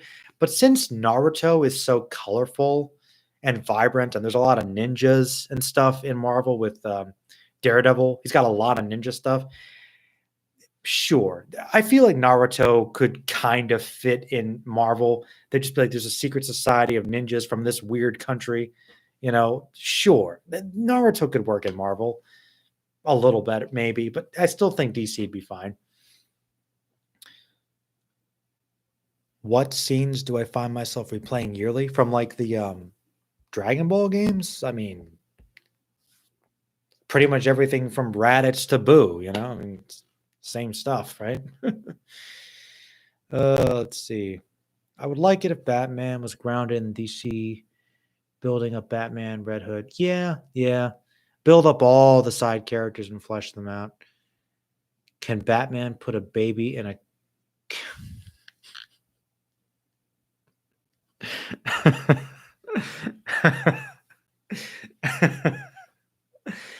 um can Batman put a um all right. I guess you're a fan of the whole Batman Catwoman romance thing. My buddy Troll's more into the Batman Wonder Woman thing. I think there's a lot of good ways you can take Batman's character, and I guess playing them off as like the romance and having like the sexual tension off and on with Batman Catwoman is fine, and I'm fine with that. And I know this might sound weird because I don't think there's anything wrong with having a character grow and trying to see if he can get married and be happy, but I don't really care that much about him and Catwoman. Uh, I also don't really ever. I like my Batman dark and obsessive and brooding. I know he doesn't have to always be that way, but that's how I've always kind of liked him. So the idea that he could ever put anything else above his obsession to fight crime and be consumed by the bat and not really be Bruce Wayne, I've always kind of liked that a little more, even though I think Bruce Wayne is still part of the character. So him getting married to Catwoman and having a family, I don't care as much about seeing, but if it happened, that's fine. Batman is best when he is about family with blood ties. Yeah, Batman having a sense of family is important because he's kind of like rebuilding his own, right? Hunter for DC and Marvel. It's very similar to Naruto, isn't it?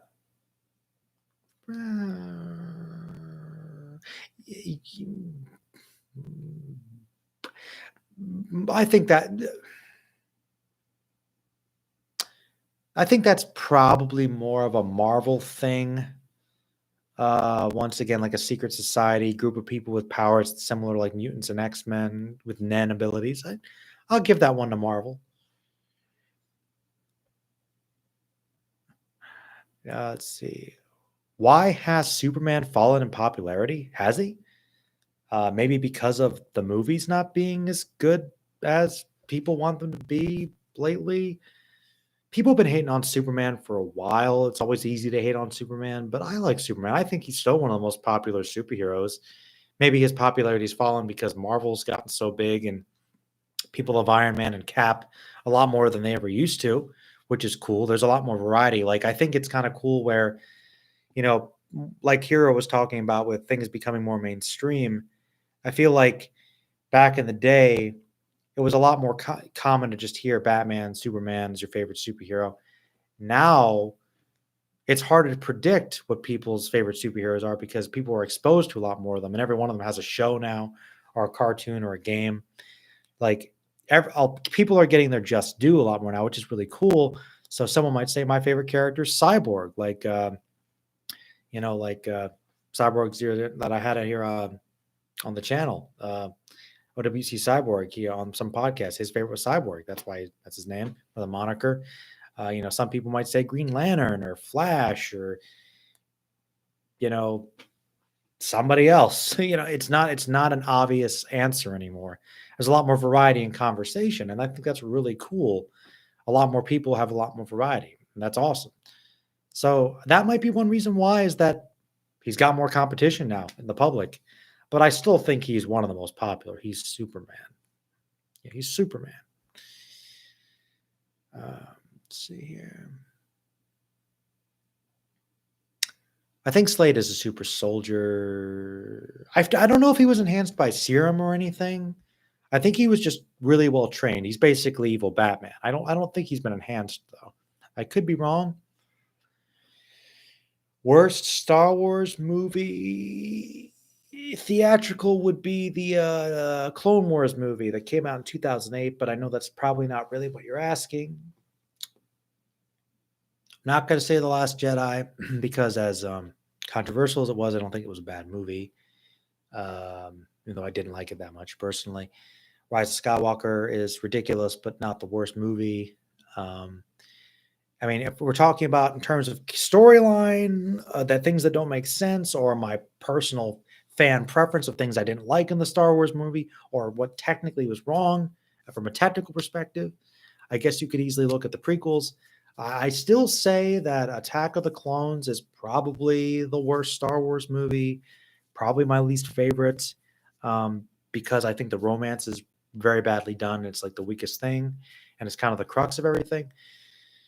But did I hate it as did I feel as angry about it as I did Last Jedi? Because Attack of the Clones, I think I still kind of liked as a kid, sort of.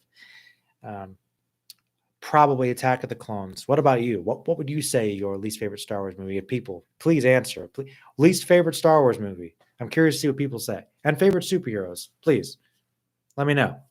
Please let me know. That'd be cool to see. Um, Latest death battle I watched and did I not agree with the most outcomes? Oh yeah, I haven't watched death battles in a while because I kind of got tired of them. Let me look them up actually. I haven't kept up with it. I can tell you like what the last one. Oh, oh, oh, actually I do remember. I do remember what it was. Oh, it was the Edward Elric versus Aang from Avatar The Last Airbender. That was the last one I watched. How do you think I felt about it? Um, okay, here's the thing. I don't really like their matchups very much. They're fun. I think my favorite part of those videos is that they do their research, and I like learning about like the backstory of each of the characters and the advantages they have and the traits they have. And I love the little like statistics they have for the matchups. That's my favorite part. The battles themselves, I often don't like. I mean, it's cool. It's cool to see they can create those. It's awesome, but the things that we envision as kids, like what if this person fought this person? It's awesome that we have that. It's cool with the technology and creativity. Got to give a nod to that, but don't take that for granted. But do I typically agree with the outcomes? I feel like they try to be fair, but sometimes it doesn't always work.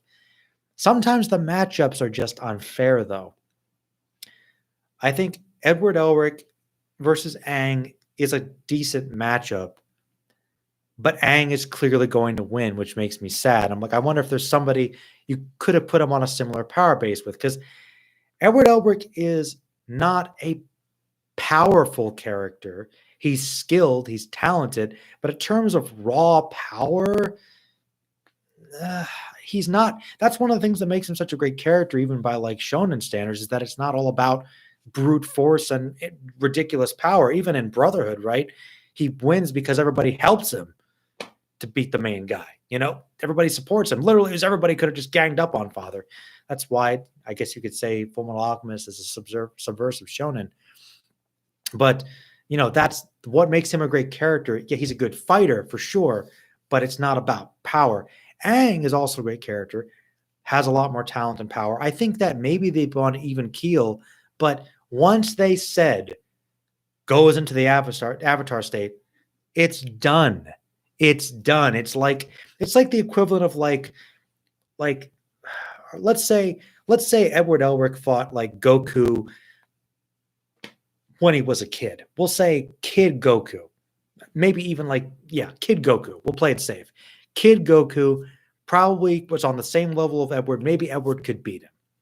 This is like if Kid Goku or Teen Goku was fighting Edward Elric and they were kind of evenly matched, and then he went full adult to Frieza level and then went to Super Saiyan after that. Like it's almost that level of ridiculousness. Like the power gap, they were like here, and then he like went to a whole nother level of power. It's over. So it's like we knew the outcome already. It was kind of unfair. So being such a big Fullmetal Alchemist fan, I was like, man, I like the idea, and I like Avatar a lot too. So I was just like, man, it's a cool matchup, but we knew the outcome already. And if Edward won, I'd be like, he shouldn't have won. So some ways a good matchup, but other ways not. I also remember the He-Man versus Lionel one, and I'm like, Lion-O's done. Because He-Man is broken. That's what's great about him. He is broken. He-Man could beat Superman, by the way, just because he's got magic. So, boom. Boom. Over. Without anything else, over. Yeah, death battles I used to enjoy, but I don't watch them as much as I used to. Let's see. Sam Raimi Spider-Man movies? They've come up a lot recently in conversation, too. I'll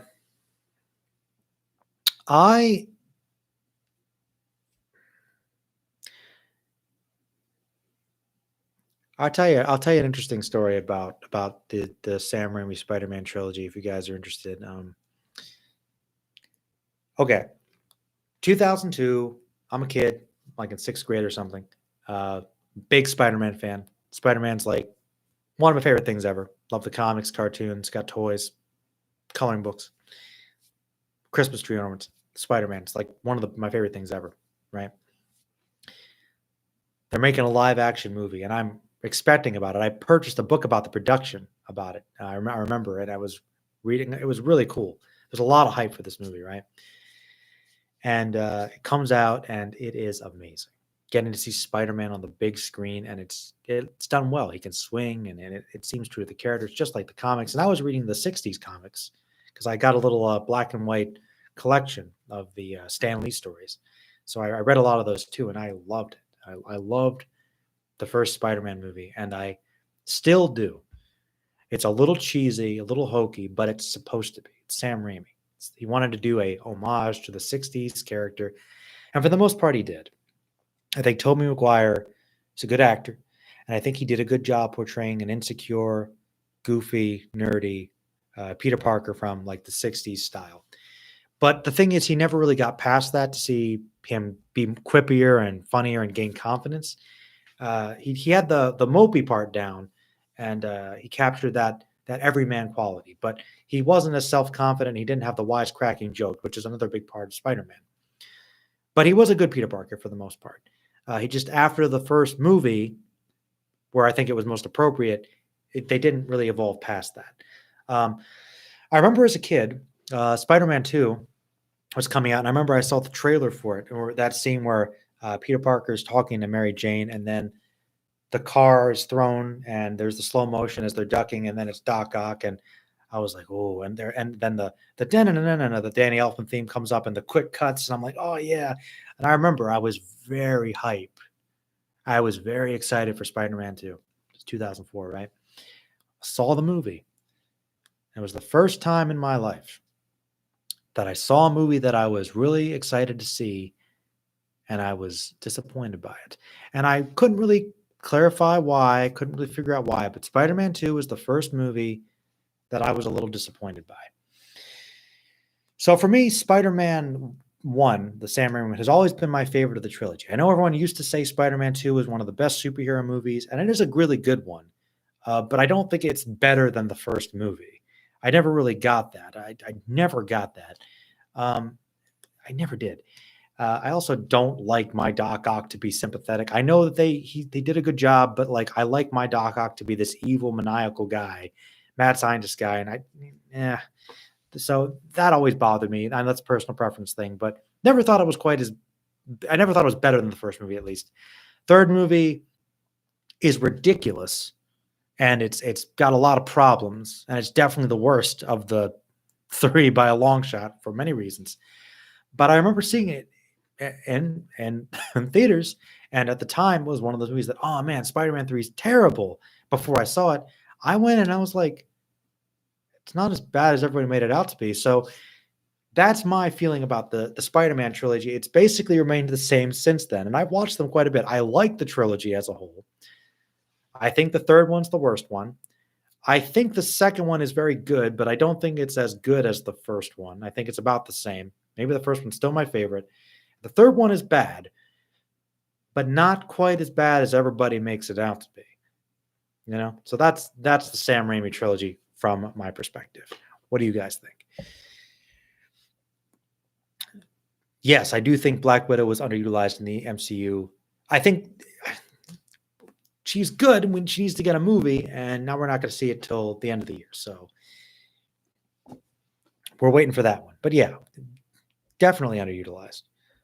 Hulk needs more too. Hulk needs a movie. Universal, just give Disney a piece of the pie, take a cut, let them take control of Hulk and make a good Hulk movie.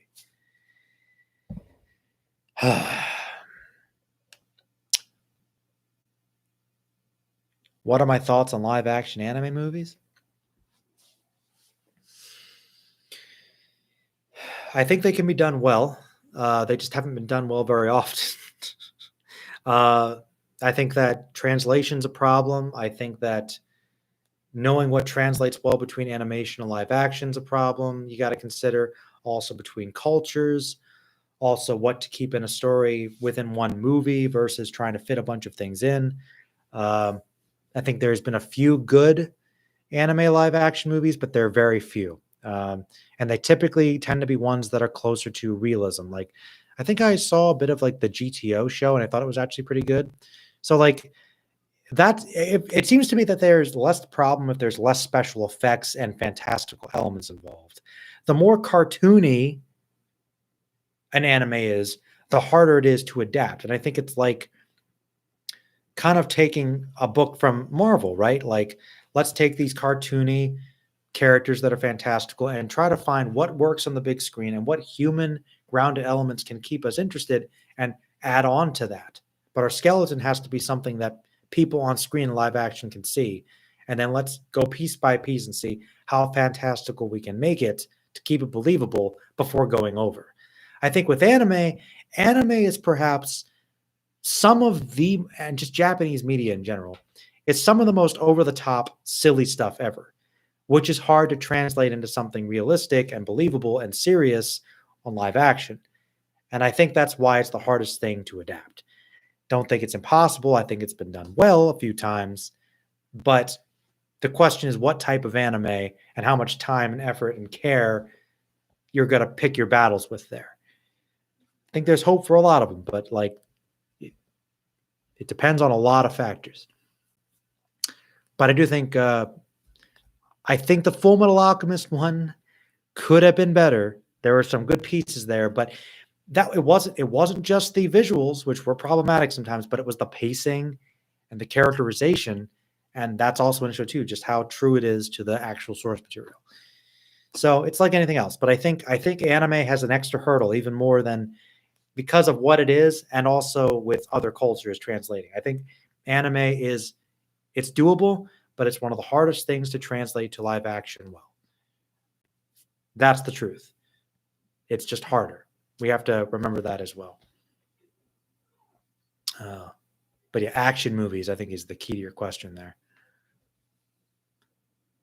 Why are Star Wars fan base always arguing? Because it's one of the biggest, most popular franchises that people care about, and because it's got a lot of elements people like, so people get passionate about it, so they argue because they associate, liking something with them. And if people say, "Oh, this movie was bad," well, if I liked it, is there something wrong with me? They're attacking me, and then it's like, did I not understand this movie? Am I wrong for liking this movie? And then it becomes personal.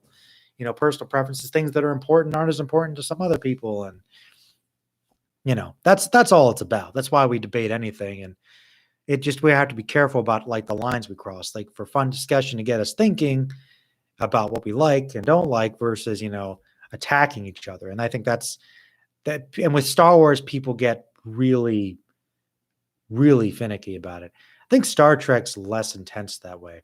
There's more debate in Star Trek rather than Star Wars, has come up sometimes, though there's a fair share of that in any fan base. But yeah, prequel versus sequel, the prequel versus the sequels.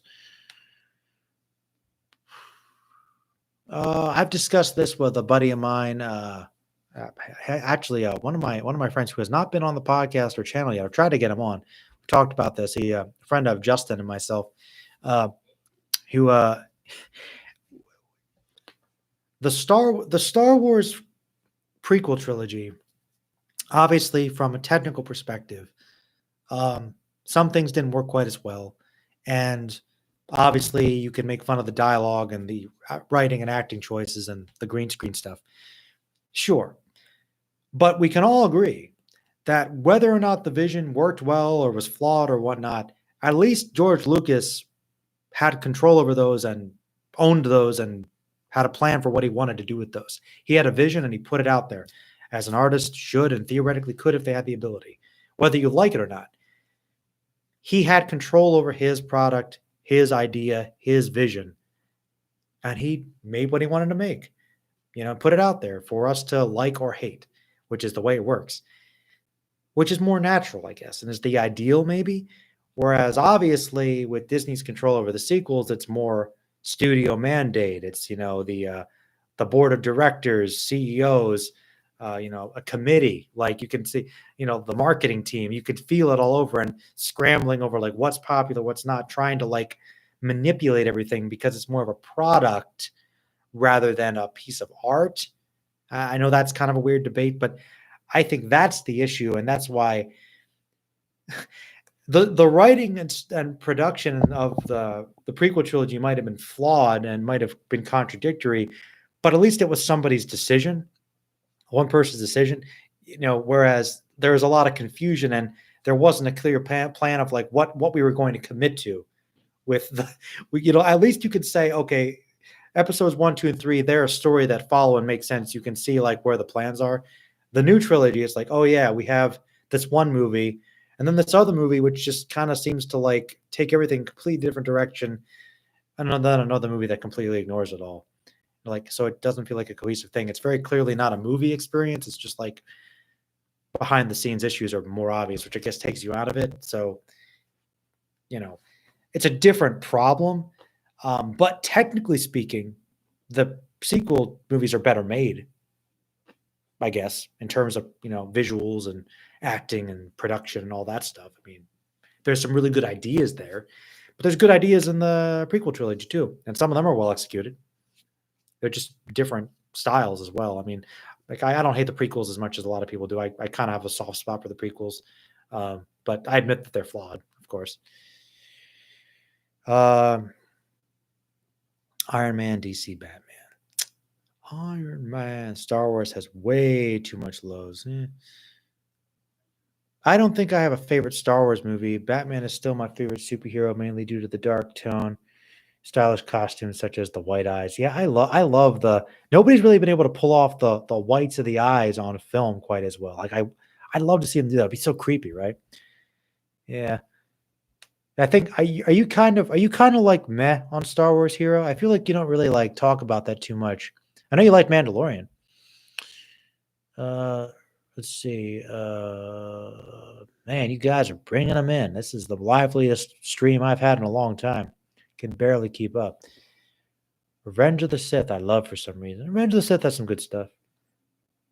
Should they do an Old Republic movie? I think they should do an Old Republic show, like a setting during the Old Republic time. That's what my friend Gimli and I want to see. Old Republic, just get away from the Skywalker stuff. There's so much Star Wars stuff to expand on.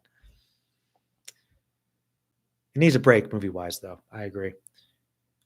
Black Widow should have lived in Endgame and had her movie.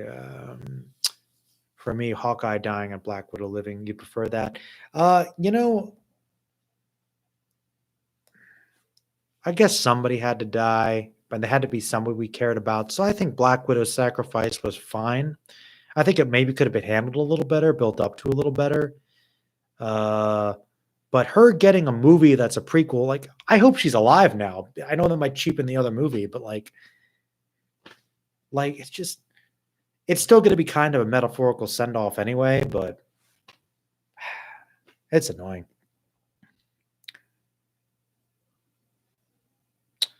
I would have Team Urameshi interact with a lot of the people Batman interacts with, like the outsiders, like Jason Blood, Zatanna, a lot of those people dealing with the magic and stuff. Maybe Martian Manhunter too. That's kind of a weird choice, but I'd like to see him interact with them.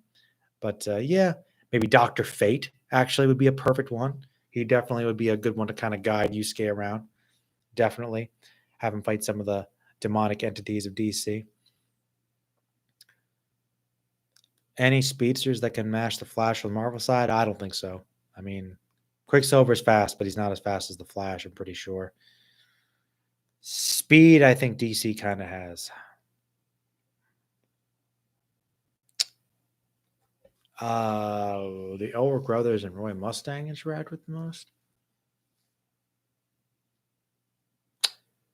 Probably the same, but also I'd have them interact with Batman directly and Batman's family more because I'd love to see them. I'd love to see the Bat family deal with a lot of the issues that the Elric brothers deal with, and I also feel like the Question would be really interesting to see, like with the investigative element. I think Roy Mustang and the Question would be a really cool matchup for some reason. Like I think I'm picturing like Roy Mustang in like DC, but he's kind of like working as like a sort of a detective. Like there's like this noir element, and he's going after like weird experiments and evil alchemists and chimeras and stuff and homunculi. I could see that working really well. Like he could be like, I think Mustang would actually be pretty good for for that even more so. But yeah, so could the Elric brothers, definitely. Marvel characters would have the Z fighters interact with the most. Hmm.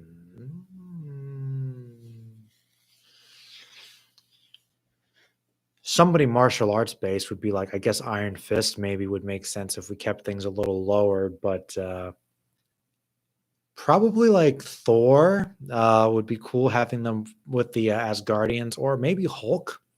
Having them team up with Hulk sometimes would probably work. Be some good exchanges for fights there too. Naruto and Sasuke, huh? Now that's definitely Iron Fist, Daredevil arena right there. Ninjas. That's easy. My personal favorite villain in general. Does anybody know who it is? Does anybody remember? I'll see if anybody can guess. I'll wait a minute. My favorite villain ever. I got it. But you got two. I'll give you a couple, but uh, I got this one. Um, Saint Seiya. You know, I haven't watched enough Saint Seiya to give you an answer. It's another one on the list.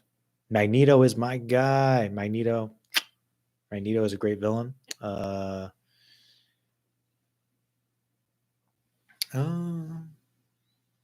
Marvel with the Hunter Hunter crew, huh? Spider Man, actually. Be cool seeing Spider Man react to Nen and stuff. And then, of course, also Daredevil, I think, would really work well with them. What anime that you know is popular that you didn't enjoy?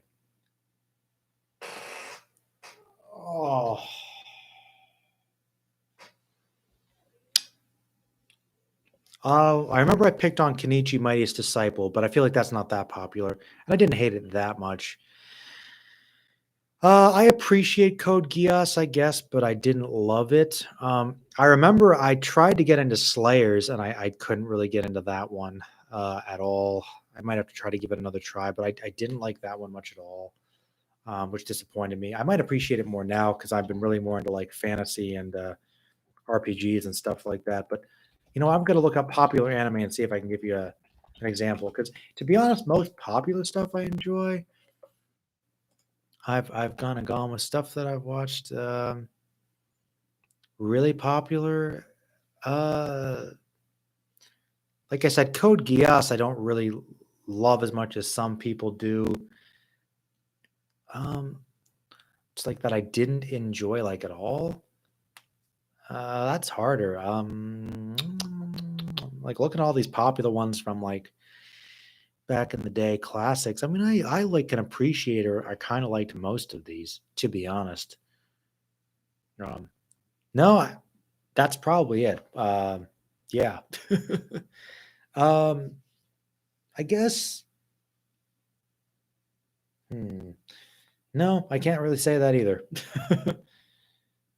I don't know. That's I guess Code Geass is probably the best one I could say. I don't hate it though. That's one that was kind of popular that I didn't really enjoy that much. Couldn't really get too into Chobits, but I probably didn't appreciate it that much at the time. I like the opening though. Yeah, yeah. Death Note live action.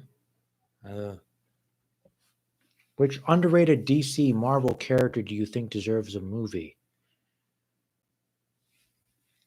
Martian Manhunter. Boom. Martian Manhunter deserves a movie. Yes. So does the question. Let me ask you a question.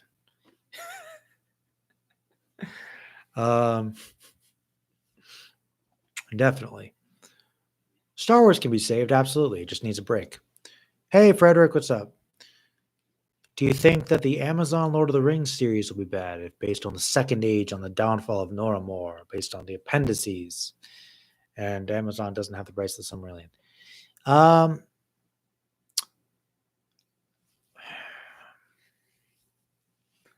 I've been reading. I've actually been reading Lord of the Rings again. I've been really in a Lord of the Rings mood lately. I'm very trepidatious about the Lord of the Rings show. I feel like they have to either make it so different and expand on all the elements that are in the book that are left out, because Peter Jackson's movies focused a lot on the action and a lot on really good character moments, but really changed some things. Changed the characterization, which I understand more now. Aragorn's very different. He's a lot more unsure of himself in the movies. And like Helm's Deep is like a really short chapter, whereas it's like the best part of Two Towers, this big epic thing. And don't get me wrong, I really love the movies and I really, really like them a lot, but it's a different vibe. I feel like if they were gonna Amazon, I think they should probably flesh out the little details. Like do Tom Bombadil, for instance. Let's take our time and let's flesh out Tolkien's vision much more like the tone, but make it kind of dark and gritty too, more so than the Jackson movies. It went when necessary, like that whimsy of the old, but as well as some of the darkness. I think there's a lot of. I think if they flesh it out, but make it so dissimilar to the Peter Jackson movies, it can validate itself. That's the best way to do it. There's a lot of stuff in Lord of the Rings text that was different or was just not in the movies at all. So if they do that, it'll feel like a very different show. Some people might not like it because it's very different than the movies, which might be difficult to get through, because I admit it was tough for me to get through Lord of the Rings first time. I'm working through it again and appreciating it a lot more as I work through it. But it's a very different animal than the movies. And I love the movies a lot. Absolutely. But they're so different. So it wouldn't be hard to make it dissimilar, but a lot of people are going to be like, those movies don't need to be made because they're so beloved. And from a film standpoint, I agree. They probably don't need to be made, but for fans of the books that missed the elements that weren't there, they might appreciate that, but will everybody else? That's the tougher thing, because I can understand why they cut some stuff out of there, because for pacing and action, you kind of need that. But I'm trepidatious. I think that it could be very good, but as long as it doesn't try to redo the Peter Jackson movies. I kind of think if they try to do all the expanded stuff and keep it too close to Lord of the Rings, people might think it's boring and be like, okay. So I don't know. I don't think people are going to be happy about it no matter what, unless it's amazing and they really focus on the details. But we'll see, man. Shao Tucker? Oh, you mean like, I guess if we're counting manga. For like Fullmetal Alchemist? Yeah, he's my favorite villain. But like in comic books, I think the question was about comic books. Let me see if anybody answered here. I don't know. But my favorite comic book supervillain is the Vulture. I love the Vulture. Talked about it a couple times. Very random choice, I know, but I love the Vulture. Killua meeting Black Widow and Elektra would be cool. Black Widow and Elektra treat him like a little brother. Yeah. People did like. All right, that's a good example. People were pretty into Blue Exorcist when it came out, and I tried to watch an episode or two of that, and I couldn't get into it. So there you go. I couldn't really get into Blue Exorcist, but like that's not like one of the most popular of all time, I don't think. Oh, I got one. What was it? Shoot. Oh man. Was it Black Butler? I think I couldn't get into. There were a couple like that. Man, I forget what that one was called. That one was one people liked that man, was it Painted Black or something? Not Painted Black or something. Man. There was one anime that came out a couple years back that was really popular, and I did not like it, but I forget what it was called. So they're out there. I remember there was one hero recommended. I think it was that I didn't like that much. It was man, I forget the names. But yeah, there have been some ones that have been popular that come out seasonally that like I don't like that much. I mean, honestly, when My Hero Academia came out, it took a while for me for it to grow on me. I didn't like it at first, but as I kept watching it, it grew on me. But yeah, there have been some popular shows I haven't loved. You know, absolutely. Blue Exorcist is one. Let's see. Yeah, Yusuke and Shazam would be good. Berserk has returned. Nice. The manga. So I was wondering, do you like the main character turning into the antagonist role could work in a shonen? That would be cool to see. I don't know if people would like it because you spend a lot of time, really focusing on the shonen character and seeing them build up. That's kind of what we gravitate to with those shows. Whereas if they became the villain eventually, that would be interesting. But that's kind of subversive. I don't know if they would really they would a lot of creators would probably go that direction. Kind of pull like a Breaking Bad for a shonen. Oh man. Hmm. How would you reboot Cooler and Super? Uh, I wouldn't change Cooler too much. I mean, you could just say that he was a villain that was kind of off and doing his own thing. You wouldn't really need Cooler is fine, actually. You could keep him basically the same. Um,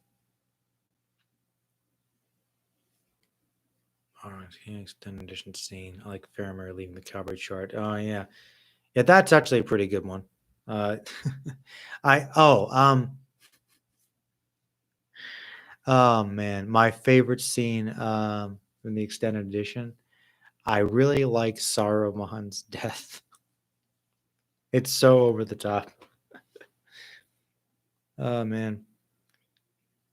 Ah, there you go. That's a good one. Soul Eater. Everybody really liked Soul Eater. I tried a couple times. It didn't grab me. I was like, it's like Bleach, but sillier. I know a lot of people like the style and the characters. I couldn't get into Soul Eater. Soul Eater, I couldn't do. Don't think it's bad necessarily, but I wasn't into it. I didn't really like it that much.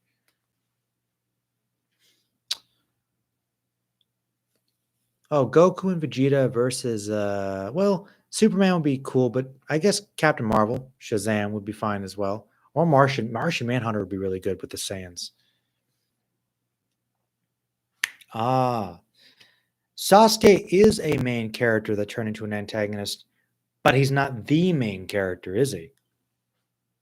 I think that's kind of how I interpret your question, like the main character. Like for instance, if Naruto turned to the dark side and had to be stopped, I guess if he turned good, that would be fine. But like keeping him evil, I don't know if anyone would do that. But yeah, I guess Sasuke technically did go evil, and I mean, yeah, people that were evil to begin with, like Vegeta, and Hiei starting evil. That's more common for the shonen tropes. Darker than black. I couldn't get into that one too much. And there was another one too, also around that time, but I can't remember what it was. Black Cat. It was like cat something. It was something cat. It was like the Black Cat. That was another one I couldn't get into. Kid Goku could team up with Daredevil and Iron Fist. Yeah. Good martial arts tournament stuff for sure. Oh, meaningless. Full Metal Alchemist. Full Metal Alchemist has like the best cast overall. I think it's just a really like pretty much every character is memorable. There's great complexity to a lot of them. They're interesting. They're fun. They're colorful. A lot of cool designs, power sets. But there's also, but in terms of like good characters, there's plenty of anime with really good characters. But like if you mean like main teams, but like as far as like a big cast of characters in terms of number and diversity, I haven't seen anything that's matched Fullmetal Alchemist, and that's honestly the truth. Um, I think some of the shonens are up there for me. I guess it's one reason like Dragon Ball a lot. Um, but and I think actually My Hero Academia is pretty good for that too. Uh, would I reboot Janemba into Super? Alternate universe monster, or have like some evil Majin guy create him, kind of like Boo? That'd be fine. Uh, do I still despise Bleach? No, I never despised Bleach. I think Bleach was very easy for me to dislike because I just thought there was so much potential and it just went off the rails. And I just like this. I like the more condensed, kind of like focused character stuff and horror stuff. I thought early Bleach was good, a lot more like Hakusho's early stuff. And I think it kind of got too drawn out. But I don't despise Bleach. I liked early Bleach a lot better than later Bleach. That's all. I could never get into Get Backers too much. I thought it was okay. I saw a couple episodes of it. I thought it was fine. But it never. That's another one I never completed. I don't think. Get Backers is okay. Didn't love it though. I like the concept of the people that just help people get things back, kind of like you know, Lovable Thieves. I tend to like series that are good in life. That's a tough question because like I like the good old, 24, 26 episode length. I think a lot of the best anime series tend to be about that length. Like I don't really I don't typically watch ones that are super short, like 13 episodes or less, though sometimes those are good. I like my shows to be like in that 26 episode range. But my favorite show, The Fullmetal Alchemist, was that weird like 50 some, and then Brotherhood's like 70 some. And I also like, some long running shonens a lot too. So I guess I prefer the 26 episode for quality of shows. Majority of them would be in that range, but I like ones that are a little longer and sometimes long running too. So it's not necessarily about length, it's about the type of show. Do you believe the Witch King of Angmar is one of the three Nemorian Nazgul? The only name Nazgul Kamo was an Eastern king. I'm actually not sure. I always kind of wondered that myself. Like with the Witch King, like I kind of wanted them to expand a little more on all the Nazgul, and that's something we didn't get to see in the films. I think it's possible. Uh, I don't know. To be completely honest, I don't know. I always really appreciated the fact that they kind of centered on him being like the ultimate Nazgul, like of all of the guys who sold into Sauron's deal, he was the one that was the most evil, the most lost, the most powerful, and he had a cool name, the Witch King of Agmar. But yeah, they don't talk, and then there's the other nine Nazgul, like ring wraiths, they're just kings that became evil ghost servant dudes, phantoms. Yeah, it's possible. I'd like them to expand it, but maybe they could do that in the show. Anime, Justice League, Avengers, Goku, Sailor Moon, Yusuke, maybe Bash the Stampede, maybe Alucard. Yeah, that sounds like a pretty good main group right there. The PS4 Spider-Man was great. I loved it. It's up there. It's one of my favorite Spider-Man games. Might actually play it again. I love give me a good action adventure game, especially one like based on a superhero and have it be really good. Those are usually my favorite games. I mean, up until recently, those are like my main games that I could always get into. Like if I'm gonna complete a game, like I have to complete it, it's usually one of those. And if it's a Spider-Man game, I love Spider-Man. It seems to be my go-to, and very very good setup for games actually, especially with the web slinging. What TV shows are hidden gems? I like Millennium. I think the X-Files spinoff is actually pretty good. I think that's a bit underrated, actually. I really like that one. And I don't know if people talk about Boardwalk Empire very much. I mean, I think it's got some accolades, but people go to like The Wire, Breaking Bad, Sopranos for their crime dramas. But I really like Boardwalk Empire. And I don't know if Peaky Blinders is a hidden gem. I think people really like that show, but I started watching it recently. That's good. And I think people are starting to appreciate Twin Peaks more, which is also good as far as hidden gems go. Yeah. Hmm. Uh, let me see. Hello there, Reverb. Uh, let's see. Hiei. Hiei, I would have interact with the Etrigan, the demon, for sure. Unlike the Witch King actually did something, yeah. So far, what genre of music do I like listening to? Finally, a non a non nerdy question. Um, I like all kinds of music. I would say, generally speaking, I'm a rock guy. I really, I typically like heavy metal, but I like really weird, artsy, like progressive music, like post rock, post metal, progressive metal.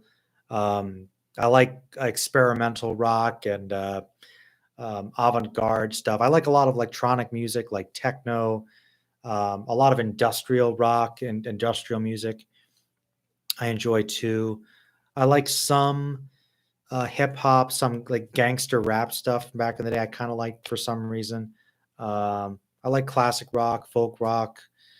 Not too big into country or jazz, really. I like some classical music and movie scores. Um, some blues, I guess, bluegrass, Celtic music. Does that pretty much cover most music I like? Yeah, pretty much.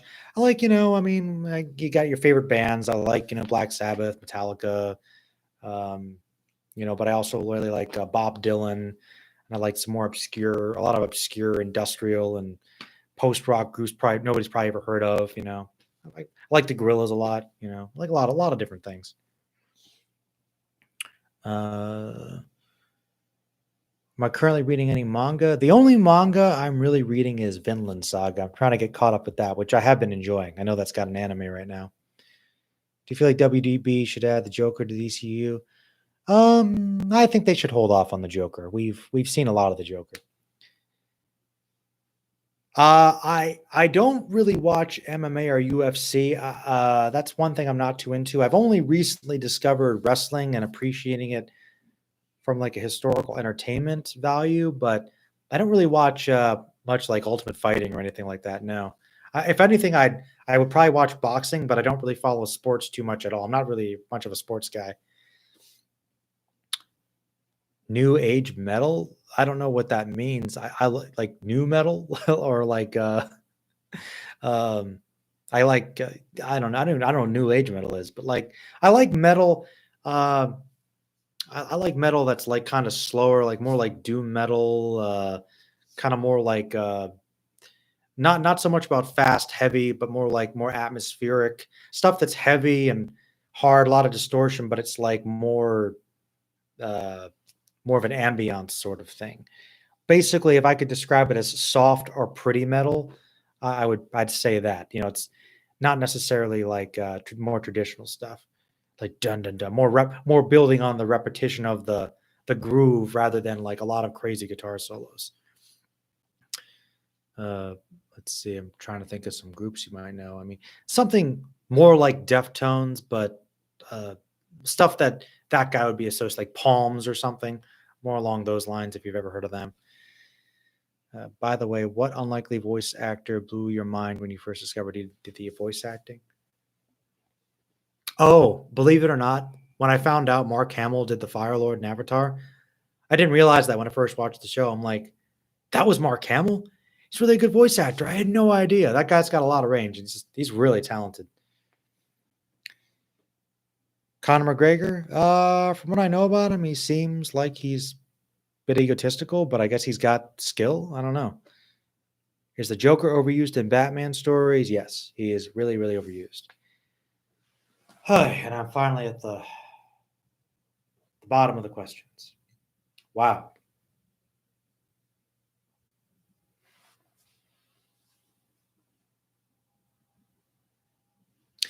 That was some good stuff from Carl Urban. I think Carl Urban's just a great actor in general, and I think that's probably the first thing I ever saw him in. Um, that's another thing too. I'm kind of glad that they expanded on a little bit in the extended stuff, and actually, some good stuff there. I think everything actually they did with the movies, kind of focusing on Theoden's feelings about his son dying and everything. You got a lot more sense of what he was going through there. Whereas I think in the book they don't go into it quite as much. Spider-Man and Superman. I guess Doc Ock's probably been the most overused Spider-Man one because he became Spider-Man for a while, and Superman. I don't know if anybody thinks Lex Luthor's overused. Maybe, probably.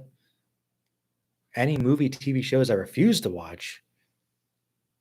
Refuse. I don't know if I'd refuse to watch any, unless like I'm not really into too many like reality TV shows. I'd probably be like, no, thank you for a lot of those. To be honest. Oh, all right, everybody. Well, it seems like the questions have finally died down. It's a lot more lively than the last one. Any final questions before we wrap up? It's been going over 2 hours, so I think I got to work tomorrow, so I don't know if I can go too much longer. So any final questions, and I'll have to wrap it up soon.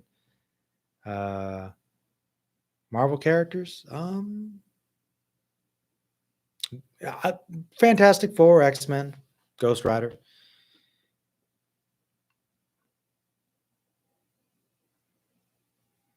That's a good question. If I could experience one anime all over again.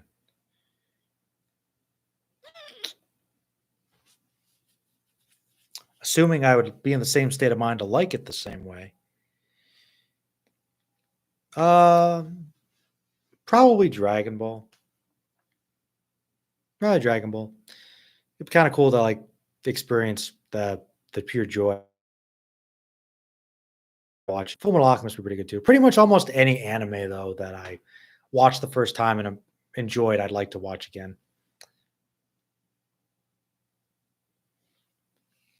You're a Tolkien character in the entire Legendarium. Oh, you like Galadriel? I do like Galadriel a lot. I like Kate Blanchett quite a bit. I think she's really great. The entire canon. Oh, that's so hard. That's so hard, man. I mean, I love Saruman and Gandalf and Gimli, Frodo and Bilbo and Smeagol, Theoden, and Grima Wormtongue, and Denethor.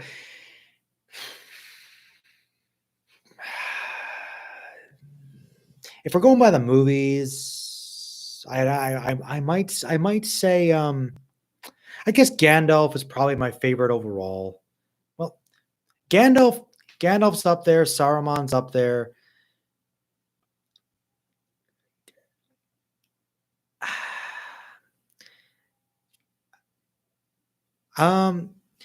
I think actually reading the books again, I think consistently, I actually really like Gimli a lot. I just think Gimli is a really solid character in both. I think he's kind of great. But I really like Theoden a lot. I think Theoden's probably like my favorite of the more reflective characters. I really like his scenes in Two Towers and his moments a lot. But Gimli probably for the whole story in the entire thing, I would say probably.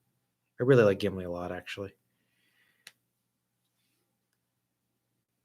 I like his feelings about Galadriel, which they completely cut out of the movie, by the way. I liked it. I have no idea where Phase 4 is going. I think it's interesting, but I think Spider-Man's the only thing I'm consistently looking forward to. Doctor Strange movie should be interesting too. Perfectly cast. I think that Chris Sabat was great as Armstrong.